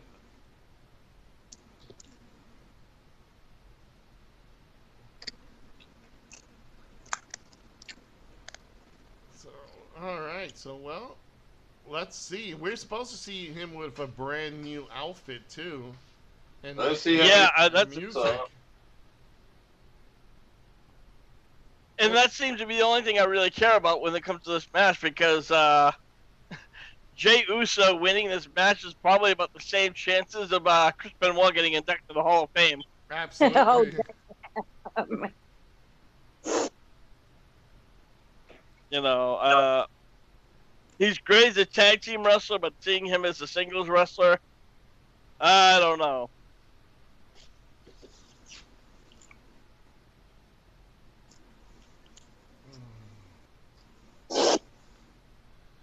You know, I gotta say this though. These guys are very similar in appearance, not appearance, but in ring skills. You know, these guys, you know, are very competitive. So their storyline is actually legitimate when it comes to like family. You know, because they all have to, you know, compete because they're part of this great dynasty. I mean, hell, you know, you look at all of these guys. It's incredible, you know, how they all are and how they all resemble one another. Yeah. So we'll see what happens with this match, but you definitely do not expect Jay to walk away with the gold. So all right, so here we are, the WWE's Universal Championship. Roman Reigns defending the belt against his cousin, Jey Uso. You know, I guess this is the only Uso they could have got. The other one, I think, was in jail. Or wait, he's rehabilitating, or maybe he's Rehabilitating. yeah. You know, I know he's injured. He won't be back. Maybe it's because he's got to spend some jail time for all the drunk driving. Or All I know is that don't expect an award-winning match here. I thought Jay was the one that had the drinking problem. It No, is. it is. Oh, no wonder Yeah. he's in this match. He drank too much and agreed to it. Oh, Jesus. I don't know, drinking your way into a main event match. You know what's sad about this is, if this is the main event, because they didn't talk about the women's tag match yet, if this is the main event, I give them kudos. But if the women's tag match follows this, I'm gonna say I would be a little disappointed, because back in the day, Johnny, you know, the WWE World Heavyweight title was the belt that was on main events. Yeah. Absolutely, every single time, except for house, you know, like the Madison Square Garden house shows and stuff. Then he'd be like Third to last, you know. But on pay-per-views, he was always the main event, the last match, always. All right, well, let's see what happens here. Look at that. He's got the little Samoan Delay. The what? Delay. No, the lay. Oh, I thought you said he's delayed. His Well, it brother depends on how much he's been drinking. There might be a little bit of a Well, he delay. hasn't changed his music yet. Well, here we go. Let's see. This is Roman Reigns. Oh, The hell is that? That a statue? no, yeah, it's a Oh, hollow. All right, so look, they took off the T-shirt, and I guess that's it. That's the new look. Well, that's what they said, is that they planned on doing, you know, they were going to just start off with changing his gear, and then they're going to do music, but you would have figured they would have tried both at once, but... And change the thing from the Roman Empire to the, you know, like with tribal chief or something. Again, I think this is still a process. I don't know. The tribal chief just does not have a damn ring to it. You know what it is, again, that definitely sounds something that a Paul Heyman would do. Yeah. Well, It- but it- like I, this, I don't... I gotta say this though, it's a needed change because the Roman Empire is not getting in there. I think show off his heritage. I think that would be a good thing for him. You know, It's true. That's true. But come up with something related to the Samoan stuff that has a ring to it. Well, I think that's why you go to the tribal chief. because when it comes to Samoans, that kind of falls within I think it's like that family. background. Yeah, isn't that like family? Because his grandfather is High Chief Peter. No, I'm sorry. Like, yeah, his great grandfather. Yeah, his grandfather is High Chief Peter Maivia. Right. So there you go. Is High Chief Peter Maivia. And wasn't Peter Maivia like 5'9" or 5'8"? He was a short little bastard, wasn't He was 5'9", but he was a fucking brick. he? Oh, he was thick. Yeah, he was a big guy, but he was a short little bastard. I mean, hell, look at Roman Reigns' daddy, though. He was built like a brick shithouse. Fucking Samu. Alpha. Alpha or Sika? I think it's Sika. Oh, I thought that was his grandfather. Sika is Tamina's dad. No, Tamina's dad is Jimmy Snuka. Yeah. Oh, you're Can't be the resemblance? Yeah. You know what's funny is this just shows you the difference, though. You look at the Wild Samoans when they came out. They were this heavy set team, wild with the bushy hair and all that. And The Rock came and changed that. And to be honest, Roman looks like his daddy. Yeah, he's just a more built version of his dad. Yeah. And the Usos look more like The Rock than anything else. Let's not forget Yokozuna. Oh yeah, there's another great name too. Thank God Jimmy and Jay don't look like Kishi. Hopefully they don't inherit his ass. And who was the other one that passed away? The young one. Rosie? No, Was not it Rosie. Rosie? No, not Rosie. Wasn't it? Who? Umaga? Umaga. Well, both of them did. Yeah. Both of them did, actually.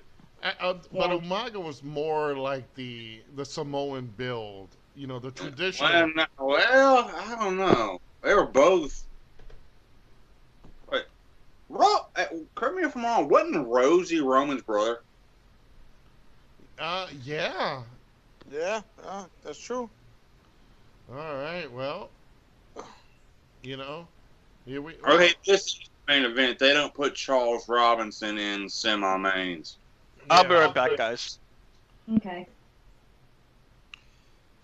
So this is the SmackDown World Title, right? Yeah. Well, this is the Universal title. You know what? They should already do away with that crap. It's not a Universal title. He's not fighting fucking Martians or Venetians or Darth Vader and the Empire. That would make it interesting. That would make it interesting. He's not wrestling a Klingon or anything. Yeah, right.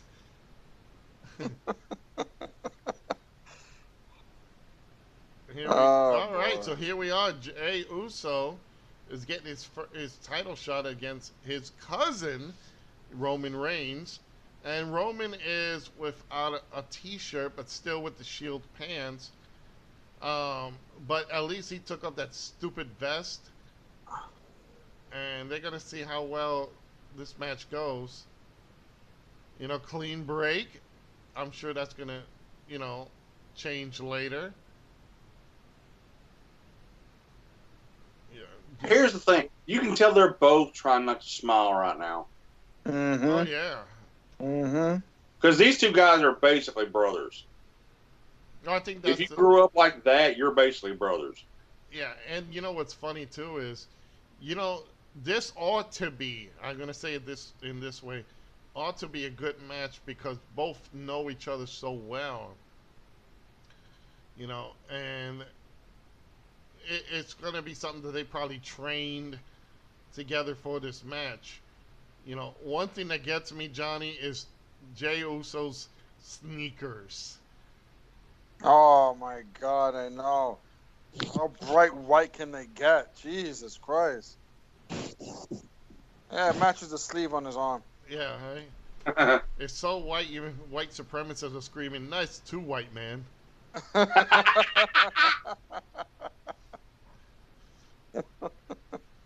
is another Owen Hart, Bret Hart type fucking bullshit. Yeah. Uh-oh. Yeah, he just did the Rikishi. trying to make Roman laugh, and Roman didn't like it. So, and here we go. Whoa. Nice. See, that's how they need to play this. Like, this is a sibling rivalry. This is family trying to show up the family. Who's Hey bigger? guys, I'm back. Welcome back, Rick.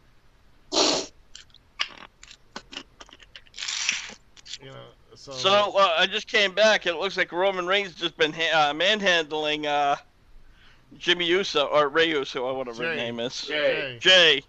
Ray, whatever. Yeah. Mayday.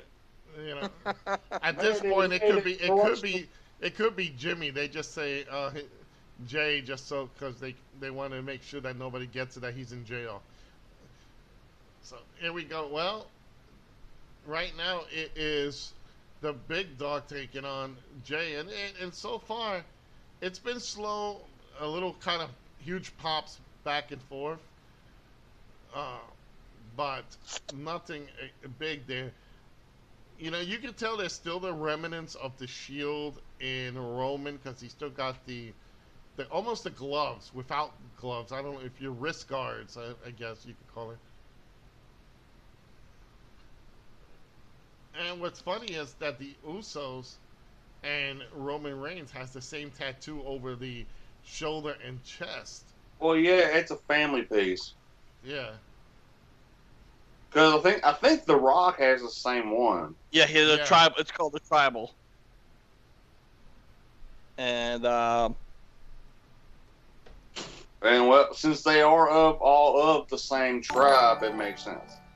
David Butler, thank you very much for the like. David Butler's from Entertainment Roundtable Cast Games. You know what? And it's at this point, it looks like the Jay is getting the worst of it. And I'm surprised, at least, guys, we gotta say, at least with this, thank God we didn't hear, I am the advocate for Roman Reigns. You know, my name is Paul Heyman. That, you know what, I'm pretty sure they deliberately did not do that because it would have, that's more of a Brock Lesnar thing. And to have him switch, it would just show the lack of originality that, you know, Paul Heyman does. It would have made him look like a fool. Right up there. All right. Everywhere. And another David. Thank you, David. Menu look. Thank you for liking the stream. Don't forget, guys, you could go check out HWR in the group section in Facebook. Just do the hashtag HWR chat room where we talk about rumors and news in the wrestling world. We are doing the WWE's Clash of Champions review. We are offering our commentary and opinion throughout the night. We do not stream pay-per-views, but if you watch the pay-per-view and lower the volume down on the pay-per-view, you hear our commentary, and we tell you the truth, not the lies. You know, that WWE will probably tell you. David, how you doing? Thanks for being part of tonight. Okay. And we are... Hey, they got a brand new table? Well, that's going to go. Yep. No, it's the same chair. They just had to re-put it together. Yeah, right. Reassembled. Why do some of those... I see some of those monitors have, like, just pictures. Like, there's nobody moving unless they got that bad of, of some sort reception? Yeah, that they're really slow. Bored. Yeah, because they're pulling out some fucking heavy fucking, no way. Yeah, that's, think about that. See, they go, that one the girl holding her hair. Crazy. Yeah, the girl with the pink right in the front row, she's just holding her hair. Like, why the fuck am I watching this when I could be watching America's Got Talent? Oh, this match is putting me to sleep. Yeah, me too. Oh my God, there's a woman with fucking her hair up as a cat. Yeah. Uh,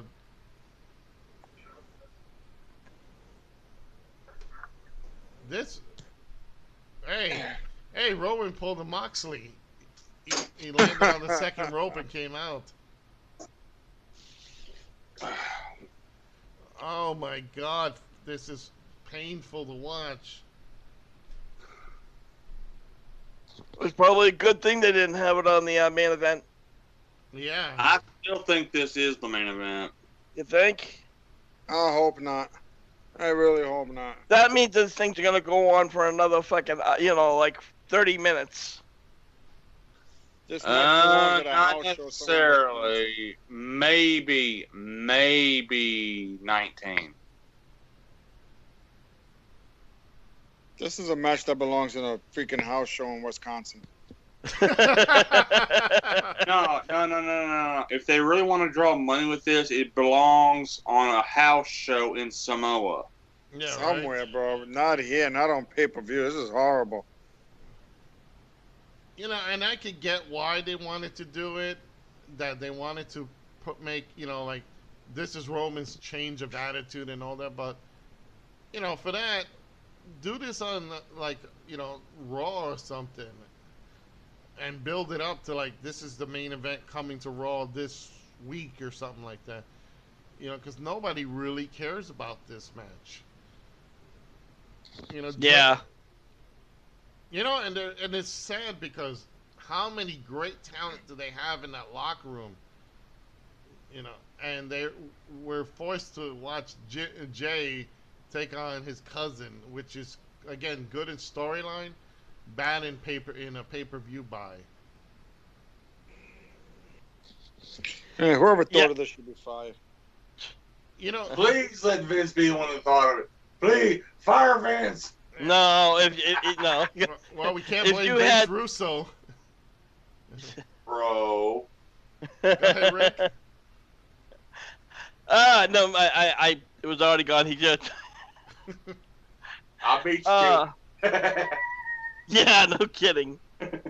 Well, you know what? If you want to really fuck around, you can have Jimmy be underneath the ring, and they can do the old Killer Bee swap. Yeah. Yeah. Look at These guys just don't work. I never well. understood the Killer Bees, because the Killer Bees, didn't they take the? I knew that. Did they have a mask on for a while?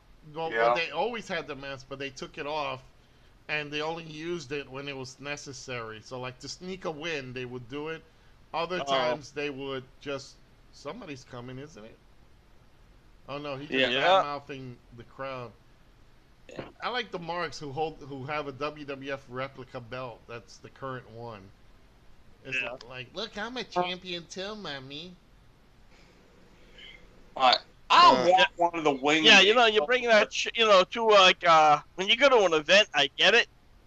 If you're like one of those true marks, you have to have a belt or a replica belt. Fine, so be it. But on TV, that's pretty pathetic. I'm sorry. Yeah. It is. Look at some of the people. They're just holding their heads and like, why are we watching this? Mm-hmm. Like rubbing their temples. There's already a couple people I saw rubbing their temples. It's like, why the hell?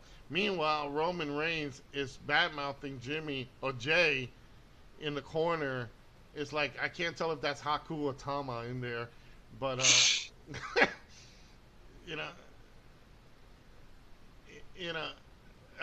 little Nate just like there. Oh my God, that woman has a fucking huge teeth. She can open up bottles with that tooth. Yo, this is a bullshit match. I'm sorry, man. Yeah, even Heyman's over there yawning his damn head off behind his hands. Like, oh, I gotta make it look like I'm surprised, but I'm just yawning. Yeah, you know what's funny? Heyman should go back to the phone, pull out like a cell phone, and start talking on the phone. Oh yeah. Do his Paulie Dangerously gimmick. Brock, come help me. Yeah, right. This match should have ended when they both came in the ring. What? This is gonna be the last match because so far They're this taking podcast two. has gone over just a little over 3 hours. Yeah. And here we are. Whoa, clothesline in the corner. This has all been Roman Reigns, but this is not to be expected. We expected this from the day one, and you know, Jay is getting his little shots in and all that, but you're not gonna see. Even that dog on the screen, I just gotta point out, even the dog that the girl's holding up in front of the screen is like, why the hell are you holding me up here, making me watch this? Yeah, right. This could be considered animal cruelty, right, bitch? Absolutely, I agree. It's cruelty to humans too. I like that. So look, the dog is trying to get away too. Like, come on, Get me the fuck out of here. I'm gonna lick my balls. Is more important than this. Come on now. Is it bad that we're watching a dog more than we're watching the All right. The dog is more interesting. Well, I think our comments just got heard because Jay just exploded. And well, no, they took the girl completely out of the dome. Oh yeah, they took her out. Like the screen went black. Well, no, they usually switch around every now and again. Yeah. Well, either that or they said, "Look, take that dog. You're stealing away from the match. You're stealing away from the big dog." Tell that dog he's fired. The little dog's way better than the big dog. Yeah. Yeah. Vince is probably screaming in a headset, "Tell that dog he's fired." He was never hired. I don't care, he's still fired. Hire him and then fire him, you idiot. Jay, I keep confusing the two. Did a nice flying perfectly. Plancha off the top on Roman Reigns and then got a 2 count. Did a thrust kick again, 2 counts. Now they're starting to pick it up, and they can tell that the fans are like falling asleep here. I'm sure that they must scream into the referee, like, "Little Nate, tell these bastards to start doing shit because we're losing the audience." They lost me already. With this whole Biodome thing, the cheers and the boos that you're hearing are not the They're canned on the screen. Because whenever I did it, and it was their commercial break, and I said, "Oh, come on, Sheamus," and they told me to turn my mic off, that nobody's allowed to have a live mic. Oh, jeez. Yeah, and then after she got out of the Thunderdome, me and her and some other people went live on my channel, and she damn near snapped her neck. Damn it! You ain't gonna let me put that down. You didn't even tell these guys about it yet. Well, hey, you kept asking when I was going to tell them. Hey, real quick here. Look at the girl. There was a woman in the back. She was just like yawning, and and the feed changed on her screen. Yep. Yeah, but they're all randomly changing. Yeah, see, it changed again. A guy with glasses on, and it changed. Pop, the guy with some sort of goggles, and they switched them. And look, now they got another guy. You see the guy with the T-shirt right there? What the fuck am I doing here? I thought I was watching porn. What? They hacked my camera? That's what he said. I thought I was watching the page tape. Oh, wait. Yeah, right? One thing I gotta say, even if this was a live group, they'd probably be bored to hell. Yeah. Oh, yeah. Alright, here comes the Superman punch. Ooh, yeah. No, this is gonna be the spear. Finally? Yeah. We're getting a match over. Hopefully. Let's be over. Please be I think he's gonna count on one of them. Reversal. 1, 2. Oh, real quick. Yeah. Oh, shit. It's still going on. Yeah. These guys can't let it go. They bored up it already. Another splash off the top rope. Beautiful by Jay. 2.5 count. 2, kick out. Yep. You can already tell when the kick out is coming. Hey, they had another Samoan girl. Did Roman nut? Yeah, I think he. Yep. He's like, oh shit! He got a groin. Oh. Yeah. Let's see the. Hold on. Watch. Here we go. Oh, yeah, why. perfectly on the nuts. God. And then you hear Corey Grace lands perfectly. I'm like, yeah, perfectly on his nuts. That could have been perfect too. I think they probably did that I'm on not purpose. sure if that was intentional or not. No, that was a botch. No. I don't think it was a botch. I think it was something they planned to do. His hand, because Jimmy, you can tell Jay, or should I say Jay? I keep saying Jimmy. Positioned himself with it. Hop over it. You see, look, he's playing it too much. Boom, spear. You forgot the Superman punch. Come on, we all know you want to get it over with. And go. Nope. He's gonna make an example out of him. He's gonna hit him 2 or 3 times. You see I'm that? guessing. Hey, there's a fucking another Samoan chick or Spanish chick. You see that lady right there? She's like, her camera's crooked. Hi, you're looking for my porn house, for my whorehouse.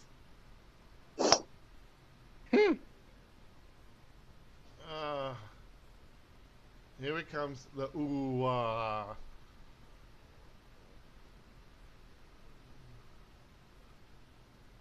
No, Paul Heyman don't really have to do much. He just stands there and it probably eats a. He can, he can do that whole commercial. How many licks does it take to eat to get to the center of a Tootsie Roll, the center of a Tootsie Pop?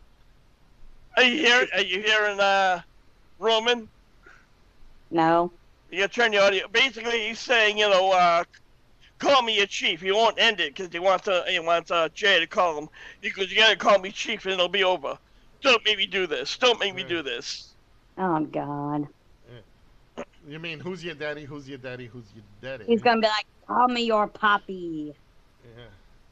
Kishi! Hey, I almost swore they switched the camera. There was a guy that looks like John Moxley. You sure it wasn't? Who knows? Kenny Omega was on there. You see this? You see this? This is me and my cousin. We're laughing. We're together. We're all together now. We are family. Uncle Sika, please tell him play nice. Yeah, right? Now, what's The Rock? The Rock is their uncle, correct? No, The Rock is their cousin. The cousin. Another cousin, okay.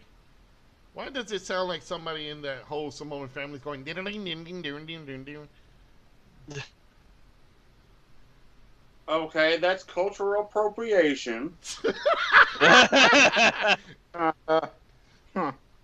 Hey, don't send that to Johnny. Johnny is the one that wanted to say, what was it? What was it with the Kadugans? Oh, the Killer Kadugans? Yeah, Killer, but it was 3 Ks, wasn't it? Yeah, KKK, Kevin and Kyle Kadugan. There you go. So I wasn't the only one. Oh my God! Look at him beating. See? Yeah. If you want, and the match is gonna end in the DQ. Watch. Now, if you wanna, if you wanted to make, if this was prior to WrestleMania, The Rock would have came out and helped his little cousin or whatever the fuck. Oh God, I hope no. If No. it's not WrestleMania, Roman would still be having cancer treatment. No, I'm saying if this was Royal Rumble for next year, this would have that would have been this proper scenario. Like Jay won, he's getting this match, but this is Royal Rumble, and he's getting the beating out of him, and Rock comes down and does one match at WrestleMania. No, God no, because I don't want to see The Rock come back. When usually just either for a quick paycheck or more so to promo another bad movie. If he wants to come back at Mania and give a crowd a wave, okay. But other than that, no. Hey, this is WWE. Their talent can't get it over. Because they keep bringing every damn body else back. Yeah. Well, and because nobody knows how to sell. Honestly. Because they keep bringing every damn body else back. Yep. Jeez, Roman. We get it, Roman. Just end it, you freaking idiot. No, they're doing this again. Hey, here comes Jimmy. He's freeze paroled. He was on Facebook earlier doing a live chat about this match, saying that he wanted his brother to win it so he could come back and face him. Oh God, they gotta do the towel throw in. Duh. Do it, Apollo. Do They it. should have wife run down there and do the towel. Naomi, Naomi's actually recovering from surgery, like feminine surgery, so I don't think that's gonna happen. Oh, I didn't know that. Jay's eyes are like, where the fuck am I? Who are you? Yeah. Holy shit, this match is still going on? Yeah, I know. Yeah. Even Paul Heyman is like, what the fuck did I get myself into? This ain't extreme. You know? Well, yeah, it is. It's extremely shitty. Exactly. This is what Jerry Which Lawler. means this is set up for Jay and Jimmy to have a match. No, I think that's just like, I think this is just, them trying to protect his brother. Yeah. Yeah, but he could be resentful for it. Yeah. Well, there's the towel. The towel's in, Roman. The towel is in. Can't you see it's a towel from the Holiday Inn? Respect that. Those are pretty nice. No. I think I saw the initials DOC. Ugh. To be fair, those at Holiday Inn, those are pretty nice towels. No. I know. You didn't see the initials DOC? The Department of Corrections? Oh, there you go. Black is the new orange.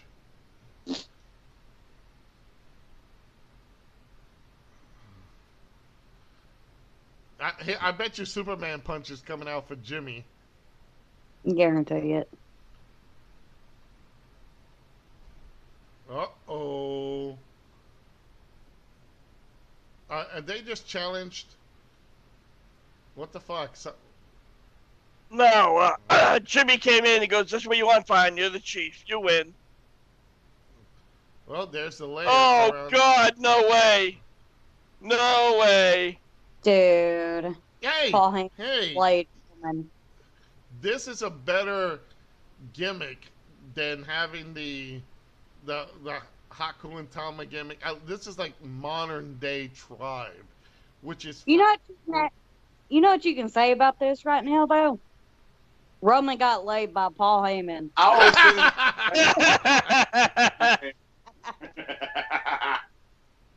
That's awesome. Yeah, it sucks they didn't have that women's tag match. Fuck. Yeah. Nope. I wanted to see it. It's over. All right. You know what? And with that, let's recap some of the matches, everybody. Obviously, they didn't bother with the women's tag match because it was going to probably be too horrible. Let's go back. We started it off with the Street Profits taking on Andrade and Garza. Street Profits won that because they had to stop the match because the Angel Garza looks like he got injured. We haven't heard anything back from that. So we're going to wait on that and we'll report that later on. We also let us go to the next match. After that, it was Asuka defending her Raw Women's Championship against Zelina Vega. Of course, we predicted that one. Asuka retained. And Asuka, Rick, kind of had that little, I don't know, cocky attitude, kind of dancing around a little bit, joking around. Well, that's always been her her character. But like I said, at first I was curious as to whether she was going to be doing a heel gimmick, but no, I apparently just the way it came out was just hers. So. All right. Well, then we moved on to the United States Championship. Bobby Lashley defeated Apollo Crews. We was watching that. Apollo Crews had Ricochet, and you could almost sense it, the way the look of Ricochet was going to turn on Apollo Crews. But that didn't happen. So we moved on to the next match, which is the Intercontinental, which this was the opener of the pay-per-view. How crazy can this be? And it was the best match, in my opinion, of the night. Absolutely. Triple threat Intercontinental Championship. Jeff Hardy defending his title against former champions AJ Styles and Sami Zayn. Lance, I'm going to let you explain the ending of this match. Well, somehow AJ got handcuffed and Well, fumble fucking around, Sami Zayn wound up with both belts. Yep. Funny big thing I think of the night was Jeff Hardy got ear cuffed to a ladder. If that doesn't make any sense for you, this is WWE. But by so far best match of the night, we saw the SmackDown Tag Team Championship, which this was on the kickoff show, and this was Shinsuke Nakamura and Cesaro defeating Lucha House Party, which was expected. Bailey defeated a surprising Asuka in a disqualification match because this was Bailey defending her SmackDown Women's Championship. She was supposed to defend the belt against Nikki Cross. Nikki never showed up. Maybe something happened. I have an update. Okay. Nikki Cross was not medically out due to injury, not injury, out due to like medical conditions. I'm guessing COVID. And the same thing was between Nia Jax and Shayna Baszler. They were also. That's why they were next as well. Oh. So that takes out that match, which would have been the Women's Tag Team Championship match between Nia Jax and Shayna Baszler versus the Wyatt Squad. So we didn't get to see that. So, all right. So Bailey took on Asuka. Good match until DQ. Sasha Banks made her return, attacked Bailey, and Bailey ran off with her belt. Then we got to see the WWE Championship, which Drew McIntyre retains over Randy Orton. Randy Orton took a bunch of beatings from The Big Show, from Christian, from Shawn Michaels, and it ended up that basically McIntyre won, and the ambulance was driven off by the Nature Boy, Ric Flair. Whoa! Thank you, Lance. And what we just saw, the sleeper match of the night. You couldn't get any lower than this. It was the WWE Universal Championship, Roman Reigns defeating his cousin Jey Uso, I guess not only for his championship, but to become the tribal chief of the Alpha family, or the Anoa'i family, I guess. This is going to be probably what's going to be called now. Anoa'i. Thank you. God bless you. Well, let's go around the table, guys. Lance, what do you think about the entire pay-per-view? And in a 1 to 5, 5 being the best, where do you score this pay-per-view, and what was the best match? Honestly, from some of the other stuff we've sat through, this is a pretty good show. But honestly, best two matches, to me, was between the Intercontinental Triple Threat and the ambulance match, but with a slight edge to the triple threat. Worst match, the Battle of the Anoa'is. So I give it a 3.5 out of 5. All right, that sounds good. Let's go to you, Zoe. Best match, worst match, and your overall score. Alrighty. Best match, honestly, would have been, I'd say probably the ambulance match, honestly. Worst match of the night was Uso and Reigns, and overall score, maybe a 3. All right. Johnny, we haven't had you in a while. Good to have you back. What do you think about the pay-per-view? Best match, worst match, and your overall score? Really? Yeah. I guess he, like the Joker would say, he's sitting at home washing his tights. I've never heard anybody put quite like that. Rick, let's go to you. Best match, worst match, and overall score. You know what? I think I have to agree with everybody else here. First and foremost, the triple threat match between Styles, Zayn, and Hardy.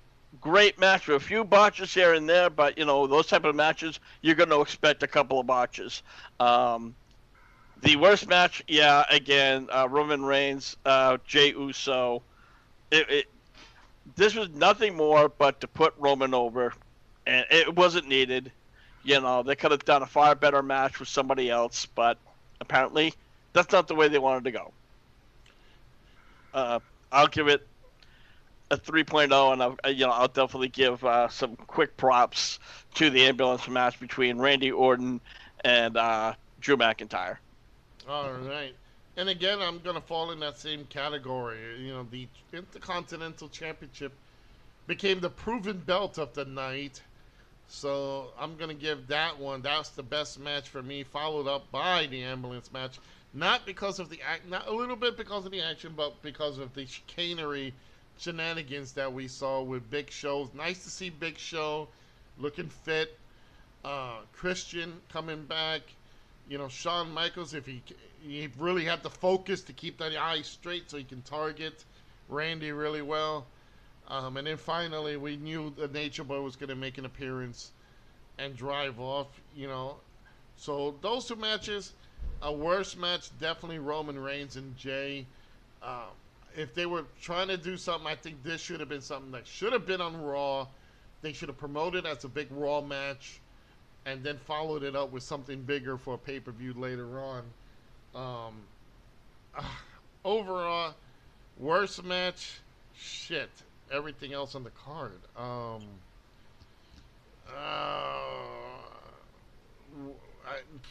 Worst match, I would. You know what? I'm gonna have to say the Apollo Crews Bobby Lashley match, and Roman Reigns and Jey Uso. All right, so my score will be 3 also as well. So we didn't get past 4. It didn't go lower, so this is at least a decent score, everybody. Usually we're really hitting below the belts, but this pay-per-view at least had some little, nice little spots here and there. Seeing Selena Vega at least get some singles match work done was good. The Intercontinentals blew it away. That should be the focus belt right now. And Randy Orton proved that he's willing to put other people over. So with that, that's been HWR's coverage of WWE's Clash of Champions. Again, make sure you check us out at the HWR chat room in the group section on Facebook. Rick, I'm going to hand it over to you. You want to take us home and talk a little bit more about HWR to everybody? Absolutely, yeah. Every Friday night, Hardcore Wrestling Radio HWR has 4 corner rants. HWR, we call ourselves we used to call ourselves Hardcore Wrestling Radio. We've been evolving a little bit because we do a lot more than just a podcast. We do hardcore rants, rumors, and reviews. Also, like tonight, we did our play-by-plays. I also, every Wednesday night, I cover AEW Dynamite from start to finish with stills. I also do a lot of blogs and much, much more. Get on over to the group room, HWR chat room. All right. Lance, you're known as the Incomparable one. Tell everybody what's going on. Well, I'm over at youtube.com/LanceMossTV. Every Tuesday night, I go live on Lance Moss TV and friends with Zoe Nightshade and a few others. I never know who else is going to show up. It's at 8 Eastern, 7 Central, and on a lot of the weekends, which I think we're doing one this coming weekend at 8 Eastern and 7 Central. But, yeah, you can find us all at Lance Moss TV at youtube.com. All right. Zoe, you just had a show last night. Tell everybody about it, where they can follow you and what's going on. Definitely. I had a show in Jellicoe, Tennessee last night under the promotion GCW, which stands for Gem City Wrestling. You can find me on Facebook on my fan page, Zoe Nightshade, or you can also catch me on the Nightmare Vixen, also on Facebook, for those creepy pastas and supposedly true scary stories. Now, I did take a bit of a hiatus because I had to move. I should be getting started back with that in about 2 weeks.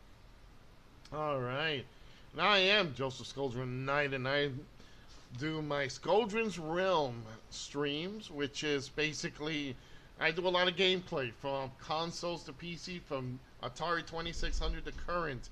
I do a lot of gaming stuff. We're going to be doing board games soon. So keep in contact with us keep me on contact with that. Just do the hashtag Skoldrin's Realm. I'm on Facebook, YouTube, Twitch. And also on Twitter at Skuldrin. Johnny, are you back? I take that as a no. So, Lance, it's time to say goodbye, and what do you say? Buy this shirt!